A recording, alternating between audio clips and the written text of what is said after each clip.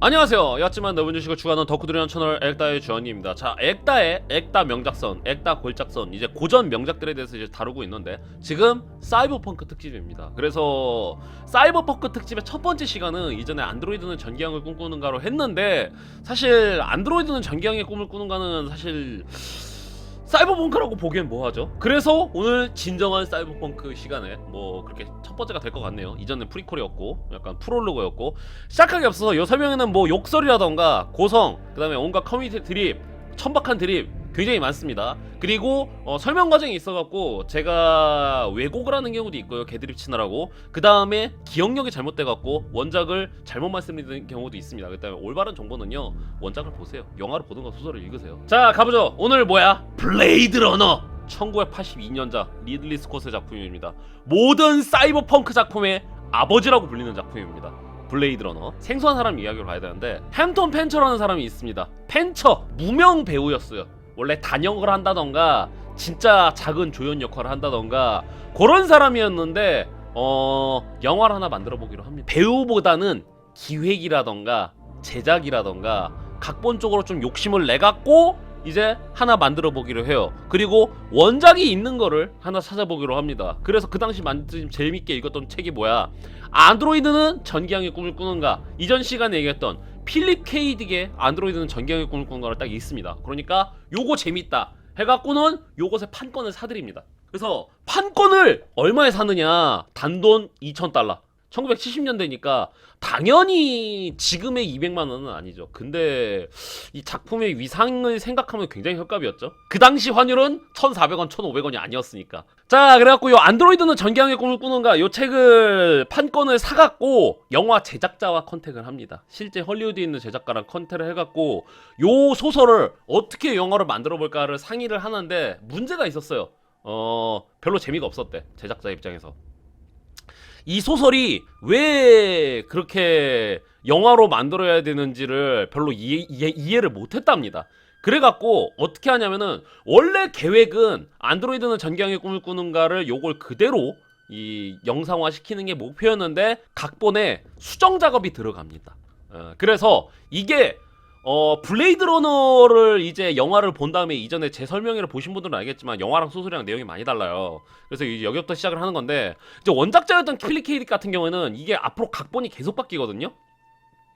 이게 촬영하면서도 블레이드 러너 촬영하면서도 각본이 계속 바뀌어요. 그래서 요 원작자였던 필립 K 딕 같은 경우에는 이게 원작이랑 너무 달라지니까 별로 마음에 안 들었답니다. 자, 그러고 있었는데 자, 그분 나오시죠. 리들리 스콧 등판합니다. 그러니까 원래 이거 영화화를 이제 진행이 되고 있었는데 감독을 찾아야 될 거 아니에요. 그래서 그중에 후보 중에 한 명이 바로 리들리 스콧이었습니다.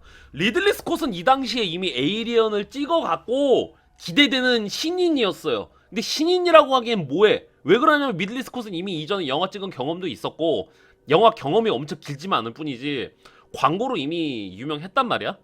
그래서 리들리 스콧을 염두에 두고 있었는데 리들리 스콧한테 몇 번 제안을 하거든요. 요 안드로이드는 전기형의 꿈을 꾸는가 요거의 영화를 당신이 감독을 해달라. 자, 그랬는데 이때 리들리 스콧은요 거절합니다. 왜 거절했냐면 일단 별로 관심이 없었어. 첫 번째로. 그 두 번째로요, 이 듄을 지금 영화화를 진행 중에 있었어요. 리들리 스콧이 요 듄의 감독으로 내정되어 있는 상태였습니다. 그래서 안드로이드는 뭔데 이 씹더가 하고서는 그냥 넘겨버렸단 말이야.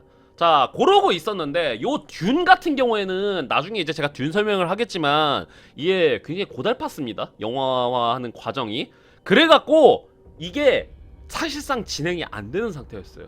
그러기 때문에 리들리 스콧이 아무것도 못하고 있는 상태였어. 거기다가 이제 리들리 스콧 같은 경우는 삼형제인가 그럴 겁니다. 근데 리들리 스콧의 형이 암으로 죽어버려요. 암으로 돌아가십니다. 그러니까 이게 스콧 형제들이 되게 서로 우애가 굉장히 끈끈했나봐. 그래서 형이 돌아가시니까 리들리 스콧이 충격을 너무 받아갖고는 이제 국가에서 허락한 유일한 뿅뿅 영화 제작으로 요 슬픈 감정을 좀 치유하자, 슬픈 감정을 좀 잊어버리자, 그래갖고 요 블레이드 러너의 감독직에 수락을 합니다. 자, 근데 이 당시에는 블레이드 러너가 아니었어요. 제목은 안드로이드는 전기형의 꿈을 꾸는가였다가 그 다음에 제목이 몇 번 바뀝니다. 그래서 블레이드 러너는 아니었어요, 제목이. 그랬다가 이제 리들리 스콧이 오면서 이제 제목이 바뀌는데, 자 이때부터 이제 문제가 생기는 게, 요 원래 안드로이드는 전경을 꿈꾸는가, 그리고 블레이드 러너 있죠? 요거의 총대는요 원래 햄튼 펜처라 그래갖고 아까 얘기했죠, 무명의 배우가 판권을 사갖고는 영화를 진행을 하고 있었단 말이야. 그리고 요 사람이 시나리오 작업도 같이 하고 있었어요. 정확히 말해서 각색이죠. 소설에서 영화로 각색을 하고 있었는데, 여기서부터 이제 문제가 터집니다. 리들리 스콧이 보기에는 영화가 지루하고 재미가 없는 거야. 안돼 영화가 지루하고 재미없어 해갖고는 시나리오를 바꾸려고 합니다. 근데 재밌는 거, 그렇게 바꾼 시나리오도 재미가 없었다는 거야. 리들리 스콧이 보기에 블레이드 러너의 초안은 지루하고 현학적이었단 말이야. 그 안드로이드는 전기하는 꿈꾸는가 보면은 이제 릭 데카드가 뭐예요? 주인공인 릭 데카드가 저기죠, 현상금 사냥꾼이죠. 근데 그냥 현상금 사냥꾼이라던가 아니면은 그냥 형사라는 게, 탐정이라던가 형사라는 게 리들리 스콧이 보기에는 별로 매력을 못 느꼈습니다. 그래서 요 현상금 사냥꾼, 안드로이드를 잡으러 가는 이 현상금 사냥꾼의 이름을 뭘로 바꿔? 블레이드 러너로 바꾸죠. 이때 리들리 스콧이 그렇게 바꿔버린 다음에, 자기가 평생을 무명 배우로 살고 자기가 조연으로만 그렇게 살다가, 조연이랑 단역으로 살다가 인생의 전환점이자 인생의 승부수로 안드로이드는 전경의 꿈꾸는가 판권을 사갖고는 자기가 영화를 진행을 하고 있었단 말이야. 근데 어디서 개백 작업 같은 놈이 하나 굴러오더만 내용을 다 갈아엎어버리는 거야. 자기가 각색한 거는 지루하고 현학적이라는 거야. 여기서부터 불화가 생기기 시작합니다. 자, 고래 갖고는 이제 리들리 스콧이 어떤 초강수를 두느냐, 데이비드 피플스라 그래갖고 작가랑 한 명 더 고용해요. 그래갖고 의도적으로 햄튼 펜처를 배제하기 시작을 합니다. 햄튼 펜처를 배제하기 시작하고 지들끼리 시나리오를 짜기 시작을 해요. 거기다가 어떻게, 이 사람이 근데 사실상 총대잖아요. 햄튼 펜처가 작가이자 총대잖아. 그러니까 어떤 방법을 쓰냐면요, 현장에서 바꿔버립니다. 시나리오를. 이 블레이드 러너의 시나리오를 현장에서 바꾸기 시작을 해요. 그래서 이 데이비드 피플스가 이제 블레이드 러너의 이제 주 작가고요. 그 다음에 지금 이제 블레이드 러너 관련해 갖고는 영화가 되게 모호하게 나오거든요. 전반적으로 되게 건조하고 모호하게 나온단 말이에요. 그래서 블레이드 러너랑 관련된 것들, 예를 들어서 뿅뿅이라는 인물이 왜 그런 행동을 했을까요? 라고 했을 때 그거 답변해주는 사람이 있잖아요. 그거 인터뷰하는 작가 있잖아. 작가는요, 요 햄튼 펜처가 아닙니다. 요 데이비드 피플스가 주로 인터뷰를 합니다. 자, 그리고 나서 이제 리들리 스콧은 어떻게 되냐면은, 이게 존나 웃긴 게 뭐냐면은, 야 여러분, 이제 이따가 블레이드 러너 내가 일단 그 간단하게 평론을 하겠지만, 이게 모두가 동의할 건데 존나 지루하거든요. 영화 분위기 뒤지는데 존나 지루해. 근데 리들리 스콧이 생각하기에 원래 원하는 원래 지루하고 현학적이라 그랬잖아. 그래갖고 이제 리들리 스콧이 어떤 선택을 하냐면은, 자 데이비드 피플스라고 작가 한 명 데려와갖고는 얘 보고 이제 시켰잖아요. 그러니까 이제 리들리 스콧은요, 다른 거에 신경 다 끕니다. 다른 거에 신경 다 끄고 오로지 비주얼적인 거에만 집중하기 시작합니다. 근데 이게 굉장히 과했어요. 왜 그러냐면은, 보통 연출자 같은 경우에는 이제 올라운더여야 되잖아. 근데 배우들이랑도 얘기를 별로 안 하는 거야. 자, 그래서 리들리 스콧이 생각하기에 이 블레이드 러너의 중요한 건 뭐야? 비주얼이야. 난 이 영화 그냥 비주얼에서 시작해서 비주얼로 끝내버릴 거야, 그럽니다. 그래서 원래 이 블레이드 러너 보면은 이거 날아다니는 경찰차 있죠? 상징과도 같은데, 블레이드 러너 보면은 이제 사이버펑크의 사이버펑크나 이제 미래 기술의 특징과도 같은 요 날아다니는 자가용 있잖아. 요거를 원래 디자인하려고 시드 미드라는 인물을 초청을 합니다. 드디어 전설적인 인물이 오죠. 시드 미드를 데려와갖고 경찰차 디자인 좀 해주세요 그랬는데, 시드 미드가 어떻게 이때 여러가지 메카라던가 아니면은 요 블레이드러에 나오는 그 건물들 있죠? 그런 디자인 시안도 같이 내놓습니다. 그러니까 시발 기깔나는 거야. 자, 시드 미드가 그렸던 레이아웃 보도록 하겠습니다. 야, 누가 봐도 사이버펑크다. 이걸요 1980년대 1970년대 그렸다는 거 아니겠습니까? 우리가 알고 있는 사이버펑크의 비주얼이 이때 탄생합니다. 이 CD 미드 같은 경우에 보통 어떻습니까? 뭐 비주얼 디렉터라던가 아니면 미술 감독이라던가 아니면 컨셉 아티스트, 그렇게 초빙이 되잖아요. CD 미드 같은 경우에는 비주얼 퓨처리스트라는 특별 직함을 받아요. 직함이 그냥 컨셉 아티스트가 아니야. 비주얼 퓨처리스트야, 이 양반이.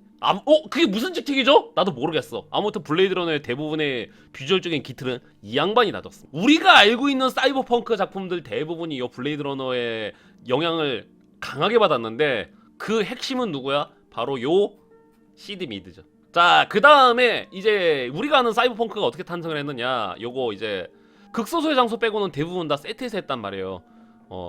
LA에 있는 세트에서 했는데 문제는 뭐냐? 요 세트가 뉴욕, 그러니까 세트 이름이 올드 뉴욕 스트리트입니다. 올드 뉴욕 스트리트라는 세트에서 했기 때문에 뭐야? 대공황 시절이라던가 1950년대 뉴욕을 본뜬 세트였단 말이야. 여기서 뭐 찍기 때문에 뭘 하든 자유였어요. 근데 문제는 뭐냐? 요걸 만들었던 게 블레이드 러너가 개봉했던 게 1982년. 근데 블레이드 러너의 작중 배경은 2019년이에요. 대충 30년 후, 40년 후의 미래가 배경인데 너무 모던하잖아. 그쵸? 세트를 약간 미래적으로 뜯어 고쳐야 된단 말이야. 자, 근데 중요한 게 그거죠. 요거를 다 뜯어내고 새로 지을 수는 없습니다. 요걸 다 뜯어내고 요렇게 새로 지을 수는 없어요. 왜 그러냐면요. 예산이 딸려. 원래 예산이 많이 들어갈 예정이 아니었어. 근데 블레이드 러너가 요것저것 하다 보니까 예산이 존나 불어납니다. 그래갖고 예산이 2천만 달러까지 불어나요. 2천만 달러는 어디냐? 얼마나 되는 제작비냐? 블레이드 러너가 개봉했을 때 그 해 최고의 제작비였습니다. 그리고요, 스타워즈가요, 예산이 보통 한 1,000만 달러 정도 됐어. 스타워즈 새로운 희망의 제작비가 1,100만 달러였나 1,500만 달러였나 그랬고, 스타워즈 제국의 역습이 1,800만 달러였어요. 근데 이 블레이드 러너는요, 제작비가 2,200만 달러였습니다. 어마어마했죠? 그리고 이건 이미 초과된 제작비야. 그래서 제작비가 모자란데 여기서 찍으라는 거야. 그러니까 어떻게 하느냐? 크게 묘수를 두 가지를 내는데, 첫 번째, 원래 있던 세트에다가 덧붙입니다. 어떻게 하냐면은 간단한 묘수가 있었어요. 왜? 비 오는 날 밤. 아니, 이게 너무 오래돼 보이잖아, 세트가. 그리고요, 이게 이 세트에선 자유롭게 찍을 수가 있었는데 어쨌거나 세트라는 공간은 한정이 돼 있잖아요. 그러니까 썼던 것도 또 써야 된단 말이야. 그러니까 어떻게 하냐면 여기다가 노점상 같은 거 존나 올려놔.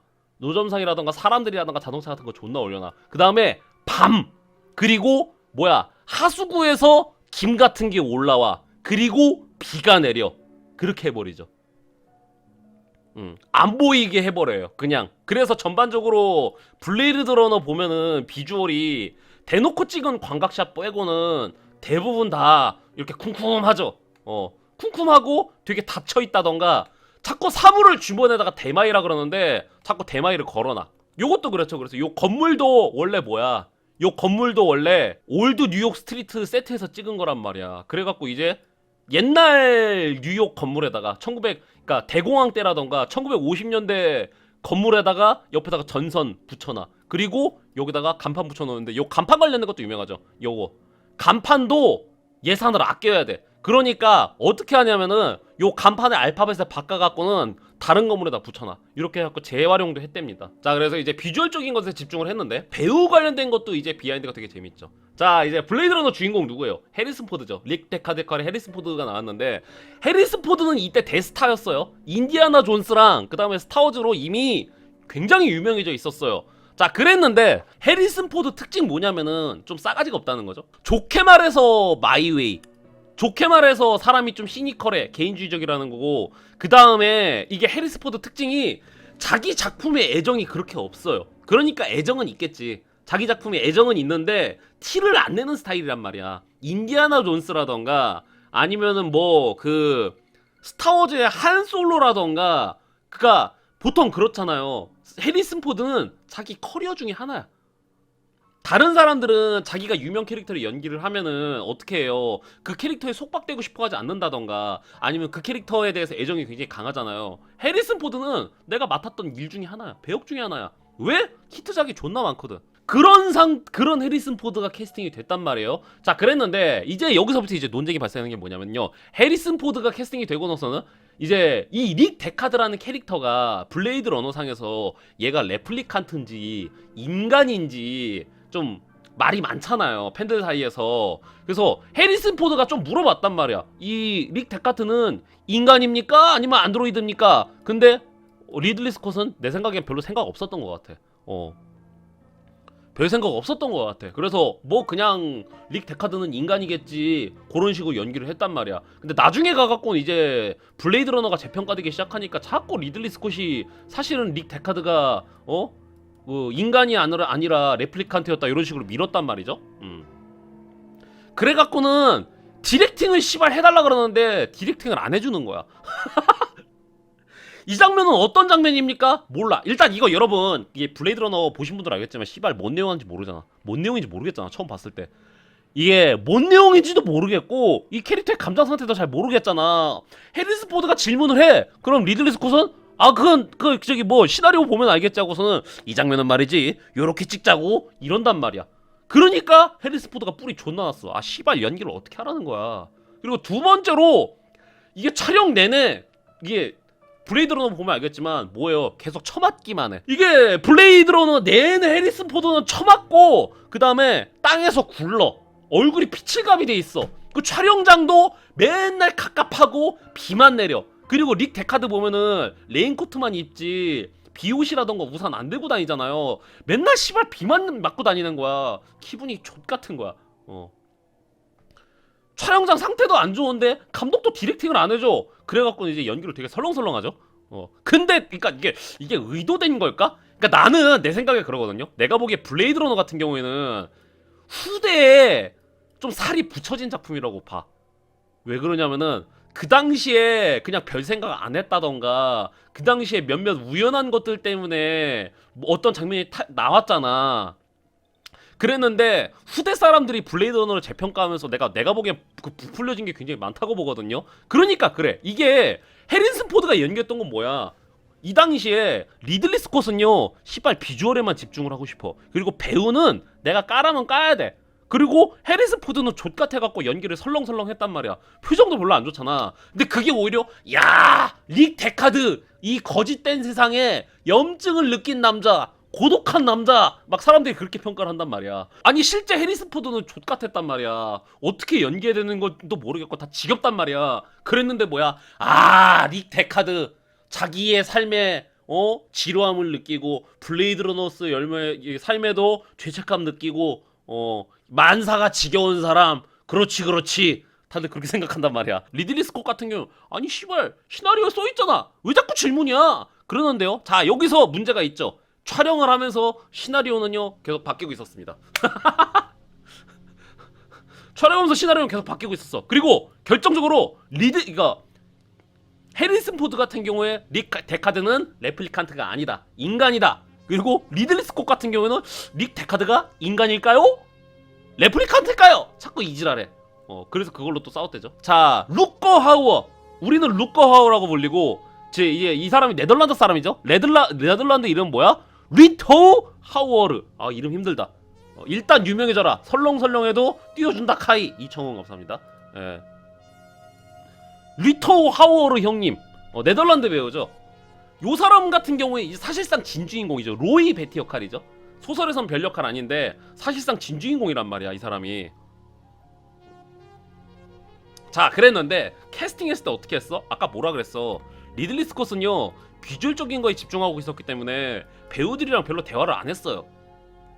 디렉팅도 별로 안 했단 말이야. 자 근데 이 로이 베티 역할의 리터로 하워르 같은 경우에는 어떻게 했어? 리들리 스콧이 면접도 안 보고 뽑았어요. 오디션도 안 보고 뽑았습니다. 사진이랑 포트폴리오만 보고 뽑았단 말이야. 그래갖고 이때 우리 하워르 형님이 어떻게 생각해? 요 건방진 새끼. 그래갖고는 리들리 스콧이랑 처음 미팅할 때 어떻게 입고 갔어? 요렇게 입고 갑니다. 핑크색 선글라스에다가 알록달록한 옷 입고 요러고 가버린 거야. 도항처럼. 요거는 AI로 생성한 겁니다 여러분 이미지. 요거 AI로 이미지 생성한 거예요. 요렇게 입고 가버린 거야.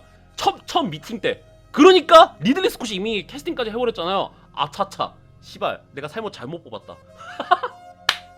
뭐야 로이 베티 보면은 되게 고고하고 차가워 보이고 막 약간 인간인지 파충류인지 그렇게 모르는 느낌이잖아. 근데 씨발 도항 쌉간지네 그러는 것처럼 세상 천박한 옷을 입고 온 거야. 그러니까 이거 씨발 조졌다. 이 하워르 형님이 얘기했다 그러죠. 그거 장난입니다. 감독님 장난이고요. 사실은요 저 진지한 사람이에요. 근데 감독님이 저 오디션도 안 보고 그냥 뽑아버리길래 그냥 장난으로 입고 왔습니다. 제 캐릭터는요, 제가 생각하기에 이런 캐릭터 같고요, 요런 거 같습니다. 그러니까 아 씨발 다행이다.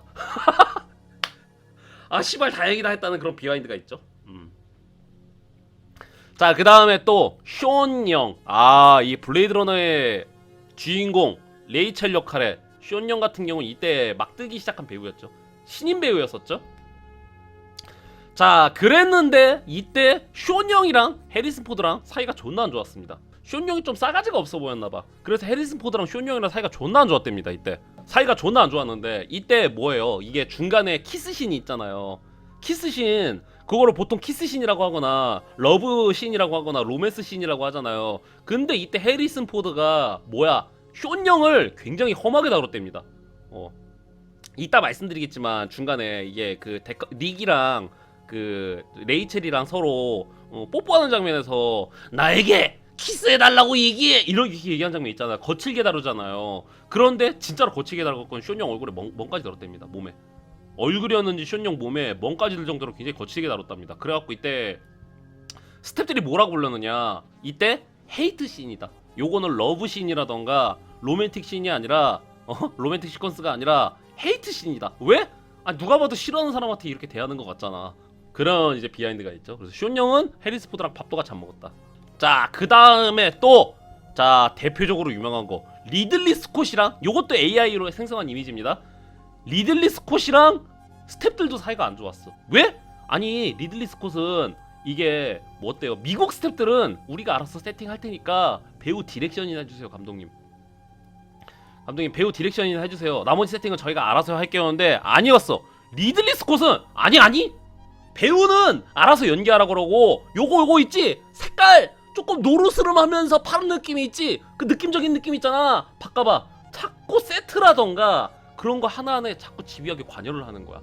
아니 감독님, 그거 대본에 적힌 대로 저희가 사전에 기획했던 대로 그렇게 세팅 알아서 해놓을게요. 아니야. 내가 분명히 요거 색깔 뭐라 그랬어? 노란색인데 초록색 빛나는 느낌적인 느낌이라 그랬잖아. 요건 그냥 센 노란색이잖아. 자꾸 지랄을 하는 거야. 그러니까 감독님 그건 저희가 이미 협의가 됐단 분인데, 아니 느낌적인 느낌 있잖아. 자꾸 요 지랄을 해버린 거야. 그래서 밑에 리들리 스콧은 영국 사람이거든요. 리들리 스콧은 영국 사람이고 스탭들은 미국 사람이란 말이야. 그래갖고 이제 리들리 스콧이 인터뷰를 했어요.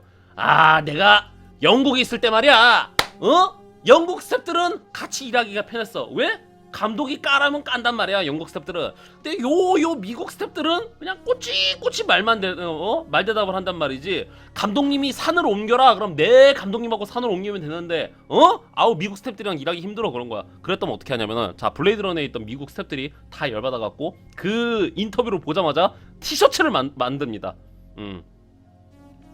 티셔츠를 만들어갖고 Yes! 가브너! My ass! 요런 티셔츠를 입고 돌아다닙니다. 이 가브너는 뭐야? 감독님 그 뜻이란 말이야. 감독님 좆가세요라는 티셔츠를 입고 다닌 거야, 촬영장에서. 그랬더만 리들리 스콧도 그걸 보더만 어떻게 했을 것 같아요? 리들리 스콧이 요거 스태프들이 이 모습을 보고서는 내가 너무 독재자 같았던 건가? 아니죠. 리들리 스콧은 똑같이 티셔츠를 입고 옵니다. 무슨 티셔츠를 입고 와? 제노포비아, 인종차별자 새끼들. 필립 K. 딕 있죠? 요 안드로이드는 전기양의 꿈을 꾸는가의 원작 작가 필립 K. 딕. 블레이드러너 개봉하기 전에 돌아가셨습니다. 그 블레이드러너를 보신 적이 없어요, 이분은. 그래서 원래 시나리오 존나 바꾸고 있었잖아. 원작이랑 달라갖고. 원작이 하는 얘기랑 그 다음에 그 영화가 하는 얘기가 달라요. 필립 K. 딕이 뿔이나 있다 그랬잖아. 자, 그랬는데 이때 제작진이 어떻게 하냐면 필립 K. 딕을 초청을 해요. 그래갖고 시드 미드가 그렸던 요 아트워크 있죠? 요걸 보여줍니다. 필립 K. 딕한테 요 아트워크도 보여주고, 그 다음에 특수효과가 들어간 것들 있죠? 특수효과가 들어간 장면들도 직접 보여줘요. 한 20분짜리 되는 거. 그랬더만 필립 K. 딕이 미친놈들 아니냐?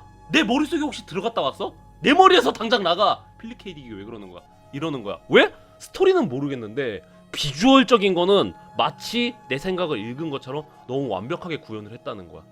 감격의 눈물. 내 머릿속에 들어왔었나요 혹시?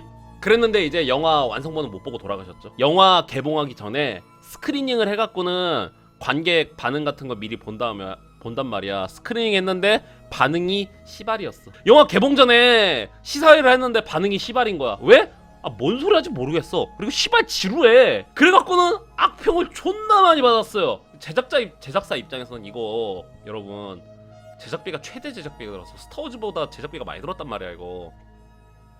지루하고 현학적이야. 그러니까 어떻게 해? 야 이거 바꿔. 엔딩 바꿔. 그래갖고 어떻게 하냐면은 원래 블레이드런에서 보여주는 환경은요 자연이랄 게 없어. 비 내리고 어두컴컴하고 우중충하단 말이야. 자 그랬는데 엔딩 해피엔딩으로 바꿔버리라 그러죠. 자 그래서 이거 마지막에 엔딩 어떻게 끝나요?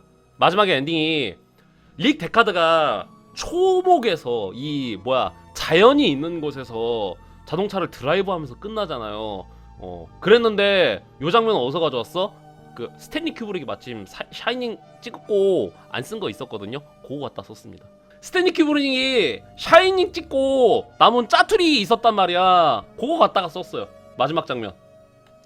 자, 그 다음에 또 블레이드 러너 하면 유명하게 누구예요? 또 반젤리스 음악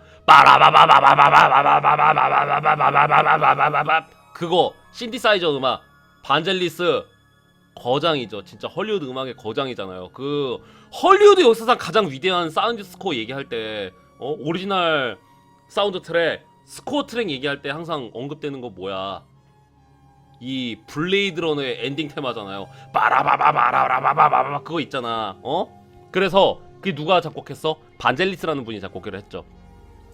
자 그랬는데 반젤리스 같은 경우에는 이미 리들리 스콧이 불의 전차를 보고서는 반젤리스를 굉장히 야하게 바라보고 있었어요.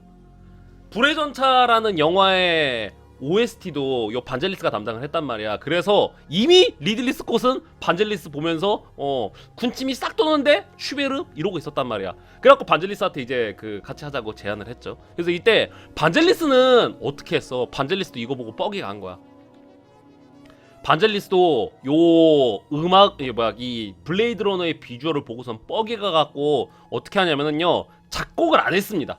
작곡을 안 하고 영상을 그냥 틀어놓고서는 해당 장면에 맞춰갖고는 자기가 요 야마 CS80으로 어떻게 즉석에서 연주를 해갖고는 OST를 내보냈어요. 모든 영화 팬들이 최고의 음악 꼽아라. 그러면 항상 블레이드 러너의 음악이 꼽힌단 말이야. 그랬는데 요 OST는요 별개로 발매가 안 됐습니다. 영화가 82년에 개봉했는데 블레이드 러너의 OST는요 한 10년인가 12년 동안 발매가 따로 안 됐어요. 왜? 반젤리스가 판권이라던가 완성도를 위해서 안돼 난 낼 수 없어 그랬단 말이야. 그래서 12년 동안 묵혀있다가 드디어 나왔습니다. 자 그래서 이제 블레이드 러너가 개봉했는데 어떻게 했습니까? 저주받은 걸작 취급받고 있죠. 왜? 당대 비평적으로라던가 흥행적으로요 존망했어요. 아까 뭐라 그랬어? 제작비가 2200만 달러인가 들었다 그랬잖아. 당대 최고의 제작비라고 했어. 제국의 역습이요. 스타워즈 제국의 역습이 1800만 달러가 들었어. 그거보다 더 들었단 말이야. 그래서 굉장히 저주받은 걸작 취급을 받고 있죠. 자 그랬는데 공통적으로 다들 호평한 건 있었어요. 비주얼적으로 다들 호평을 했습니다. 그랬는데 이제 문제가 되는 게 뭐냐면은 시발 너무 지루해. 액다가 고백할 거 저는요 블레이드 러너를요 한 번도 처음부터 끝까지 본 적이 없습니다. 나 옛날에 주말의 영화라던가 그런 걸로 한 번도 처음부터 끝까지 나 본 적이 없어. 영화 공부할 때도 난 블레이드 러너를 처음부터 끝까지 본 적이 없어요. 왜?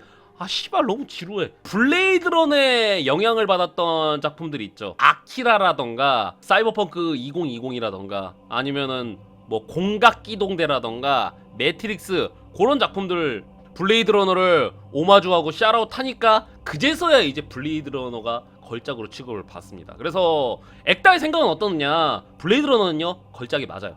예. 왜? 수많은 사이버펑크 작품들이 이 블레이드의 영향을 안 받은 게 없습니다. 장르를 만들어냈어요. 비주얼도 지금 봤을 때 돌았고요. 말이 안 돼 비주얼이 지금 봐도. 그 다음에 사이버펑크라는 작품의 키비주얼을 만들어낸 게 바로 이 블레이드 러너입니다. 나 사이버펑크예요 하는 작품 치고 블레이드 러너를 오마주한 작품이 오마주 안 한 작품이 없어. 그냥 이 블레이드 러너의 그림자에서 벗어날 수가 없어요. 사이버펑크 작품들은. 그렇기 때문에 블레이드 러너는요 어마어마한 걸작은 맞습니다. 근데요 존나게 지루하고 현학적인 작품도 맞아요. 자, 근데 여기서 이제 분명히 뿔날 분들이 계실 겁니다. 뭐라고 뿔나냐면은 보통 이런 누한 작품 있잖아요. 보통 이런 철학적인 작품들 있잖아. 보통 홍위병들이 우르르 달려들어갖고는 나는 별로 안 지루했는데 맨날 쇼츠 도파민이라던가 마블이라던가 마이클 베이 영화에만 쪄들어갖고 말이요 이놈들 말이요 나는 2시간이 안 지루했어 그러는데 진짜 구라 안 치고 그건 당신이 그런 취향인 겁니다. 취향은 존중해 드릴게요. 근데 이 영화 그 당시에 망했어요. 그리고 지금도 요 블레이드 러너는요 대부분의 사람들이 지루하다는 건 동의를 해. 그니까 비주얼적인 면에서라던가 사운드적인 측면에서는요 블레이드 러너는 깔 거리가 없어. 근데 이제 뭐냐면 진짜 존나 수면제야. 내가 이거 블레이드 러너 맨날 볼 때마다 밤에 보거든요. 씨발 못 견디겠어. 블레이드 러너를 낮에 보면은요 안 돼. 이걸 밤에 봐? 당연히 밤에 봐야지. 왜냐면 이 영화는요 밝은 장면이 거의 안 나와. 밤에 비 올 때 봐야 돼. 근데 씨발 밤에 새벽에 보면 나 이거 못 견디겠어. 너무 지루해갖고. 내용적인 측면이 있잖아요. 이게 그렇게 내가 높게 평가 안 하는 이유 중에 하는 게 뭐냐면 이게 블레이드 러너에 있는 뭐 철학적인 것들에 대해서 사람들이 굉장히 많이 포장을 하거든요. 근데 나는 좀 많이 과대평가돼 있다고 봐. 그러니까 블레이드 러너가 가지고 있는 철학적 의미라던가 뭐 미장센이라던가 감독의 의도라던가 뭐 메타포라던가 괜찮다고 생각을 해요. 괜찮다고 생각을 하는데 후대에 이게 재평가되면서 지나치게 부풀려졌다고 봐요. 내가 보기엔 얻어 걸린 것들이 굉장히 많다고 보거든요. 왜 그러냐면 중간중간에 그 블레이드 러너를 찬양하는 사람들이 그 높게 평가하는 요소들이 대부분 다 현장에서 배우들이 애드립으로 한 것들이 굉장히 많아요. 이게 이따 말씀드리겠지만 마지막 장면에 로이비티 대사 있잖아. 요거 뭐야? 요거 이 배우가 애드립으로 한 거예요. 리들리 스콧은 귓등으로 듣고 있다가 배우가 애드립으로 한 거야. 그 다음에 이제 블레이드 러너 좋아하는 사람들이 맨날 노래 부르는 게 있단 말이야. 뭐야 요 종이접기 있죠? 종이접기도 원래 원본에 없었어. 이거 담당 배우가 넣자고 제안해갖고 들어간 거야. 리들리 스콧 같은 경우에는 별로 생각 없었던 것 같아. 그러니까 되게 심혈을 기울여서 만들었어.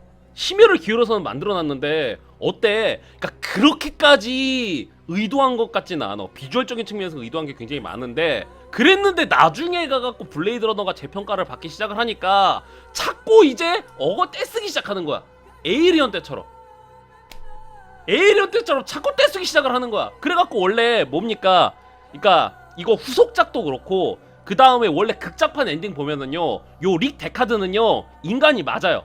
레플리칸트가 아니야. 그랬는데 이제 블레이드 러너가 한 3개의 판본이 있거든요. 첫 번째 극장판, 두 번째 감독판, 세 번째 파이널 컷이 있단 말이야. 그랬는데 나중에 이제 내놓으면서 어떻게 하냐면 릭 데카드가 인간일 거라는 여지를 남겨두는 장면이라던가 그런 것들을요 죄다 쳐내버렸어. 그리고 나서는 이제 얘기하는 거야. 릭 데카드는 레플리칸트다 자꾸 이러는 거야. 근데 해리슨 포드는 뭐라 그래? 해리슨 포드는 아닌데? 인간인데? 근데 또 리들리 스콧은 뭐라 그래? 아니야 릭 데카드는 레플리칸트야 자꾸 이러는 거야. 근데 이제 뭐야 리들리 스코트 맨날 말 바뀜. 에이리언 때처럼. 그러니까 이게 블레이드 러너라는 작품은요 되게 생각할 여지가 많아요. 생각할 여지가 굉장히 많고 명작입니다. 근데 너무 지나치게 그 메타포가 너무 과장이 돼 있어. 재평가되는 과정에서 이게 그렇거든요. 이게 내가 제일 싫어하는 거 그냥 감독의 메타포 집어넣은 거를 확정적인 것처럼 해석하는 거 되게 싫어하거든요. 릭 데카드랑 경찰서장이랑 얘기하는 장면이 있단 말이야. 근데 여기서 경찰서장이 그냥 인간이 그냥 좀 꼬장꼬장한 인간인 것 같거든요. 릭 데카드를 대하는 장면이 약간 뭐야 좀 그렇대. 약간 좀 경멸하듯이 받아라본데. 그러니까 릭 데카드가 이제 안드로이드라고 자꾸 의미를 부여한단 말이야. 의미 부여하는 거 알아서들 부여하면 돼. 맞아요. 그거는 정답이라는 게 없어. 근데 이제 그거를 진짜 존나 정답인 것처럼 감독의 치밀한 설계인 것처럼 존나 과장하고 부풀리는 경우가 굉장히 많거든요. 가장 좋아하는 5명의 감독 꼽으라고 하면 나도 릴리 스콧 꼽을 거야. 거기다가 블레이드 러너는요 이견이 없는 걸작입니다. 진짜 이견이 없는 걸작이에요. 자, 그런데 너무 과대평가가 됐어. 옛날에는 가소평가를 받았는데 지금은 너무 과대평가를 했어. 그래서 아니 블레이드 러너 얘기 나오면은 항상 그 얘기 나온다니까. 소위 시네필이라는 사람들이 그러니까 블레이드 러너 재밌게 볼 수도 있지. 근데 블레이드 러너 멋있는데요. 난 지루하더라고요. 난 뭔 소리 하는지 모르겠더라고요. 그럼 뭐라고 하는 줄 알아? 아니 그건 너가 도파민이랑 쇼츠에 중독된 거고 나는 블레이드 러너 2시간 내내 시간 가는 줄 모르고 집중해서 봤는데 잃어버린단 말이야. 근데 진짜 내가 구라안 치고 그건 당연히 당신이 특이 취향인 겁니다. 진짜 구라안 치고. 예나 지금이나 블레이드 러너는 계속 지루하다고 평가받고 있어요. 하지만 생각할 거리라던가 관객들이 되게 뭔가 안에서 끌어오르는 그 감성을 만들어 놓은 거는요, 감독의 설계가 맞아요. 아까 뭐 채팅창에서 아닌 것 같은데요라고 얘기를 하는데, 내가 이 얘기 하는 이유가 블레이드 러너 가지고 뭔가 자부심이라던가 애착이 굉장히 강한 사람들이 굉장히 많아요. 그래갖고 분명히 발작한 사람들 많아갖고 내가 지금 얘기를 하는 겁니다. 자, 이제 때는 언제야? 소설이랑 좀 다릅니다. 때는 2019년입니다. 소설은요, 배경이 샌프란시스코다. 샌프란시스코. 근데 여기는요, 로스앤젤레스예요. LA입니다. 자, 그래서 되게 재밌는 게 있죠. 이거 블레이드 러너 배경이 2019년이잖아요. 근데 요 로이 베티 역할하는 사람 있죠. 이 루커 하워러 형님. 요 분이요, 돌아가신 게 또 2019년에 돌아가셨어요. 그래서 이게 되게 묘합니다. 느낌이. 되게 명배우시죠. B급 영화에서 맨날 악역으로 나오시는 분이란 말이야. 나이 들어갖고는 높은 신분, 젊었을 때는 약간 변태 사이코처럼 나오셨던 분이란 말이야. 자, B급 영화의 제왕이에요, 이 루커 하워 형님은. 그랬는데 이 2019년에 이분이 이제 돌아가셨거든요. 묘하게 되게 그게 맞았. 자, 2019년에 지구는요, 역시나 반쯤 망했습니다. 완전히 망한 건 아니고요. 소설만큼 망하진 않았어요. 2019년에. 그리고 화성이라던가 다른 곳들에서 이 개척이 다 끝났어요. 소설판이랑 굉장히 비슷합니다. 근데 차이점이 있는 게, 자, 이 2019년에 인간들이 가지고 있는 건 뭐야? 안드로이드가 아닙니다. 2019년에 인간들이 만든 거는 레플리칸트예요. 아니, 시발, 레플리칸트랑 안드로이드랑 차이점이 뭔가요? 레플리칸트는요, 거의 복제 인간이야. 복제 인간. 그 차이가 있어요. 안드로이드는 전기장애 꾸는가의 안드로이드는 인간이 고도로 발전해갖고 유기물처럼 만든 인간이란 말이야. 복제를 한 건 아니에요. 인간처럼 만든 거야. 근데 블레이드 러너에 나오는 요 레플리칸트는요, 인간을 복제해낸 겁니다. 시험관 아기처럼 나온 거란 말이야. 얘네는 레플리칸트 같은 경우에는. 자, 그랬는데 이 레플리칸트 같은 경우에는 어떻게 쓰이냐, 인간의 노예로 사용된다던가, 우주를 개척할 때, 척박한 곳을 개척할 때 쓴다던가, 아니면 전쟁할 때 쓴다던가, 그런 식으로 사용이 됩니다. 그리고 인간과는 거의 비슷한데 인간보다 좀 뛰어난 면이 있어요. 근력이라던가 반사신경이라던가 그런 것들은 인간보다 조금 더 뛰어나게 만들어져 있습니다. 그래서 그냥 쓰다 버리는 로봇 같은 느낌이에요, 이 친구들. 자, 그랬는데 요 레플리칸트들이 반란을 일으켰어, 인간에게. 그리고 이게 소설판에서는 몇몇 안드로이드가 주인 죽이고 도망간 것처럼 묘사가 되는데, 블레이드 러너에 나오는 레플리칸트 같은 경우에는 아예 대규모 반란군을 일으켰다, 약간 그런 식으로 나옵니다. 그래서 요 레플리칸트를 사냥하는 자들을 뭐라고 부르느냐, 블레이드 러너라고 부릅니다. 소설판에서는 바운티 헌터, 현상금 사냥꾼이었단 말이야. 그랬는데 지금 이 블레이드 러너 영화 제목에서는 얘네들을 잡는 걸 블레이드 러너라고 불러요. 유전과 그 다음에 빽빽한 도시, 그리고 거대한 시타델 같은 게 있는 요 미래 LA를 보여주면서 블레이드 러너가 시작을 됩니다. 그리고 요 회사는 어디야? 요 거대한 구조물 같은 게 하나 있거든요. 요 도심에 엄청 거대한 시타델 같은 거대한 구조물이 있어요. 요 구조물은 어디 거야? 타이렐이라 그래갖고 레플리칸트를 만드는 회사가 있습니다. 그래서 그 타이렐사의 거대한 시타델이에요. 그렇기 때문에 수많은 사이버펑크물에 나오는 그 거대 기업과 다국적 메가코프와 그 메가코프가 지배하는 그 거대한 건물 있죠? 여기서 모티브 다 따왔죠? 아라사카라던가 밀리테크라던가. 그래서 요 타이렐사에 블레이드 러너 한 명이 옵니다. 왜? 이게 나중에 말씀드리겠지만 그냥 지금 말씀드릴게요. 타이렐사에 블레이드 러너 한 명이 와갖고 직원들에 대한 전수검사를 해요. 왜 그러냐면은 화성에서 안드로이드가 반란을 일으켜갖고 6명의 안드로이드가 지구로 넘어왔는데 타이렐사에 잠입한 걸로 추정이 되는 거야, 그 안드로이드들이. 그러기 때문에 청소부라던가 직원들 대상으로 전수검사를 하고 있는 겁니다. 그리고 소설판에서도 보이트 캄프 테스트가 나오죠. 보이트 캄프 테스트 뭡니까? 질문을 해갖고 그 질문의 반응으로 이게 그 인간인 건지 레플리칸트인 건지 판별하는 거잖아요. 근데 소설에서는 요 보이트캄프 테스트가 굉장히 자세히 묘사가 됩니다. 이 박동수라던가 뭐 그 홍채가 어떻게 반응하는지, 그 다음에 수치는 어떻게 나오는지에 대해서 굉장히 디테일하게 묘사를 합니다, 소설판에서. 근데 영화판에서는요 그렇게 묘사를 안 해요.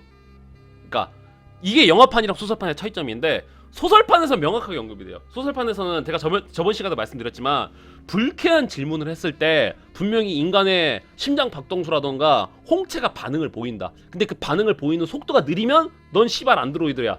인간의 감정을 모방한 거고, 그 다음에 어떤 질문을 하는 거야? 불쾌하거나 공감 능력과 관련된 거. 공감 능력. 예를 들어서 누가 당신의 파이어 에그를 강하게 쳤습니다. 약간 그런 식이 아니야. 파이어 에그가 박살이 났습니다. 그럼 어떻게 돼? 남자로서 당연히 느끼는 그게 있잖아. 근데 안드로이드는 그걸 모방하기 때문에 느리단 말이야. 자, 그랬는데 요 블레이드 러너에서는요, 안드로이드는 전기항공권과 원작 소설에 나오는 질문을 거의 비슷하게 똑같이 하거든요. 이게 차이점이 뭐냐면은 뭘 감지해내는지를 영화에서 얘기를 안 해줘요. 소설에서는 분명히 그 속도가 다르다, 홍채가 바뀌는 거라든가 심장 박동수 속도가 다르다라고 언급이 되거든, 질문을 했을 때. 영화판 차이점은 뭐냐? 영화판은요 이게 뭔 차이점을 보는지 얘기는 안 해. 근데 계속 눈깔은 봐. 눈깔을 보고, 그 다음에 영화에서 이제 일관되게 보이는 게 뭐냐면은, 영화에서 안드로이드들은 홍채가 약간 정목 현상이 일어나. 지금 보면은 우리 사진 찍을 때 플래시 딱 터트리면은 눈깔이 좀 빨간색으로 정목 현상이 일어나잖아요. 그래서 보통 이 영화에서 레플리칸트를 판별하는 기준은 뭐냐면은, 밝은 곳에 가면은 홍채 정목 현상이 일어나 갖고는 안드로이드라는 거를 관객들이 판별은 할 수가 있어요. 그랬는데 영화상에서는 요 기준은 안 나옵니다. 요 보이트캄프 테스트의 기준은. 자, 그래갖고 이 타이랄사에서 요 안드로이드 테스트를 하고 있습니다. 여기서도 똑같이 넥서스 6 모델이 탈출을 했어요. 이 레플리칸트 있죠? 화성에서 도망온 레플리칸트들이 소설처럼 똑같이 넥서스 6 모델입니다. 자, 그래서 검사를 하고 있어. 그래서 물어봅니다. 자, 당신은 사막에 갔습니다 하고 물어봐요. 사막? 사막에 왜 갔는데요? 아니, 아무튼 사막에 갔다니까. 아니, 그러니까 사막에 왜 갔는데? 대충 사막에 갔는데 당신은요 자라를 봤습니다. 또 그래요. 자라? 자라가 뭔데? 거북이 아시죠? 거북이는 알죠? 거북이 같은 겁니다. 아, 예. 자라가 뒤집어져 있는데 당신은요 그 뒤집어진 자라를 그냥 보고 있습니다. 그럼 또 검사받는 애가 뭐라 그래? 그걸 왜 그냥 두는데? 자꾸 이지랄을 하는 거야. 그러니까 여기서 요 블레이드 러너가 요 레온이거든요. 요 사람 이름이 레온인데, 레온을 검사를 하면서 중간에 계속 피식피식 웃거든요. 피식피식 웃는 게 비웃는 게 아니라, 아, 이 새끼 안드로이드구나 라고 대충 짐작을 해요. 그리고 나서 이제 물어봅니다. 마지막에 이제 자, 그러면은 좋은 이야기 해볼게요. 또 물어봅니다. 좋은 이야기요? 예, 물어보세요. 혹시 양친이 잘 계십니까? 느금마? 딱 이렇게 물어봐요. 느금마? 하고 물어보니까, 아, 저희 엄마 뭐요? 느금마에 대해서 얘기해 주실래요? 그러니까, 아, 우리 엄마 말이지, 우리 엄마에 대해서는 개새끼야! 빵야! 이 개새끼야! 빵야! 해갖고는 갑자기 총을 꺼내더만. 느금마 해버리니까 바로 그냥 총으로 쏴갖고 요 검사를 하던 블레이드 러너가 총구멍이 납니다. 네? 죽진 않았어. 느금마? 우리 엄마? 네 엄마다! 총 빡 쏴버려. 그리고 나서 이 전경을 보여주는데, 야, 이 블레이드 러너 시리즈의 상징과도 같은 이 전경을 보여주죠. 이게 비주얼 뒤집니다 진짜 그냥. 자, 그리고 나서는 이 비가 오는 거리에 한 남자가 밥을 기다리고 있어, 노점상에서. 근데 여기서 비주얼부터가 뒤져. 야, 우산이 라이트 세이버야. 이거 우산 보이세요? 야, 시발. 야, 아니 이거 모자 빼고, 야, 어디 뭐 샤넬이라던가 아니면 발렌시아가 그 패션쇼에서 나올 것 같지 않습니까? 분위기 뒤지죠 이거. 이 세계관은 환경이 파괴돼갖고 산성비가 내립니다. 산성비가 내리기 때문에 우산을 쓰거나 아니면은 비옷 같은 걸 입어야 돼요. 그래서 주인공 같은 경우에는 릭 데카드라고 불리는 주인공인데, 이 친구는 레인커트 입고 있죠. 그래서 저기서 노점상 아저씨가 도조 이럽니다. 그래갖고는 이제 노점상 가갖고는 돈부리 먹는단 말이야. 국수였는지 돈부리 먹고 있는데, 야, 비주얼이 여러분 씨발 미치지 않았습니까 이거? 이게 릭 데카드의 첫 등장 장면이거든요. 비주얼이 뒤져. 근데 여기서 문제가 있어. 해리슨 포드가 안 보여. 그래서 릭 데카드가 열심히 국수 먹고 있는데 갑자기 웬 경찰 한 명이 옵니다. 그 이름은 게프. 종이접이 아저씨예요. 이 아저씨 게프 옷 어떻게 돼 있어? 요렇게 돼 있어. 야, 발렌시아가 그 저기 패션쇼에 가야 될 것 같죠? 게프 그렇게 불립니다. 그 루피 할아버지 아니에요. 모 세계관의 그 저기 카이군 아닙니다. 미스터 종이접기예요 이 아저씨. 왜? 종이만 접거든. 자, 그래갖고는 똑똑똑 릭 데카드 씨 같이 가주셔야겠습니다. 그러는 거야. 뭐야? 시발 밥 먹고 있잖아. 같이 가주셔야겠습니다. 서장님이 찾습니다. 하고서는 가요. 그래서 이제 그 LA 경찰로 갑니다. 밥 먹다가. 그러고 나서 이제 전경을 보여주거든요. 요 스피너라고 불리죠. 스피너. 디자인 돌았다 진짜. 스피너 요거 뭐예요? 호버카입니다. 호버카. 소설에서는 호버카라고 언급이 돼요. 호버카라고. 근데 이게 공중 부양해갖고 이동하는 경찰차죠. 자동차죠. 스피너 디자인 미치지 않았어? 이 색 배합이라던가 요거 타고 갑니다. 근데 릭 데카드는 뭐하는 친구야? 전직 경찰, 정직 블레이드러너, 전직 남편이에요. 지금은 이혼도 했고 그 다음에 경찰이랑 블레이드러너도 때려쳤단 말이야. 근데 이제 그 뭐야 서장님이 불렀고 얘기한다. 야, 얼마 전에 말이야 화성에서 안드로이드 새끼들이, 안드로이드라고 안 불러요. 서장님은 약간 그 비하 명칭 씁니다. 그 스킨잡이라 그래갖고 그 뭐야 저기 레플리칸트라는 명칭 안 부르고 그 스킨잡이라고 불러요. 그래갖고 스킨잡 새끼들이 말이야 탈출했어 그럽니다. 그래서 여기서 뭐라 그러냐면 스킨잡은 뭐냐, 그 옛날에 흑인들을 N월드라고 불렀잖아요. 그런 것처럼 싸잡아서 그 비하는 명칭이다 레플리칸트를.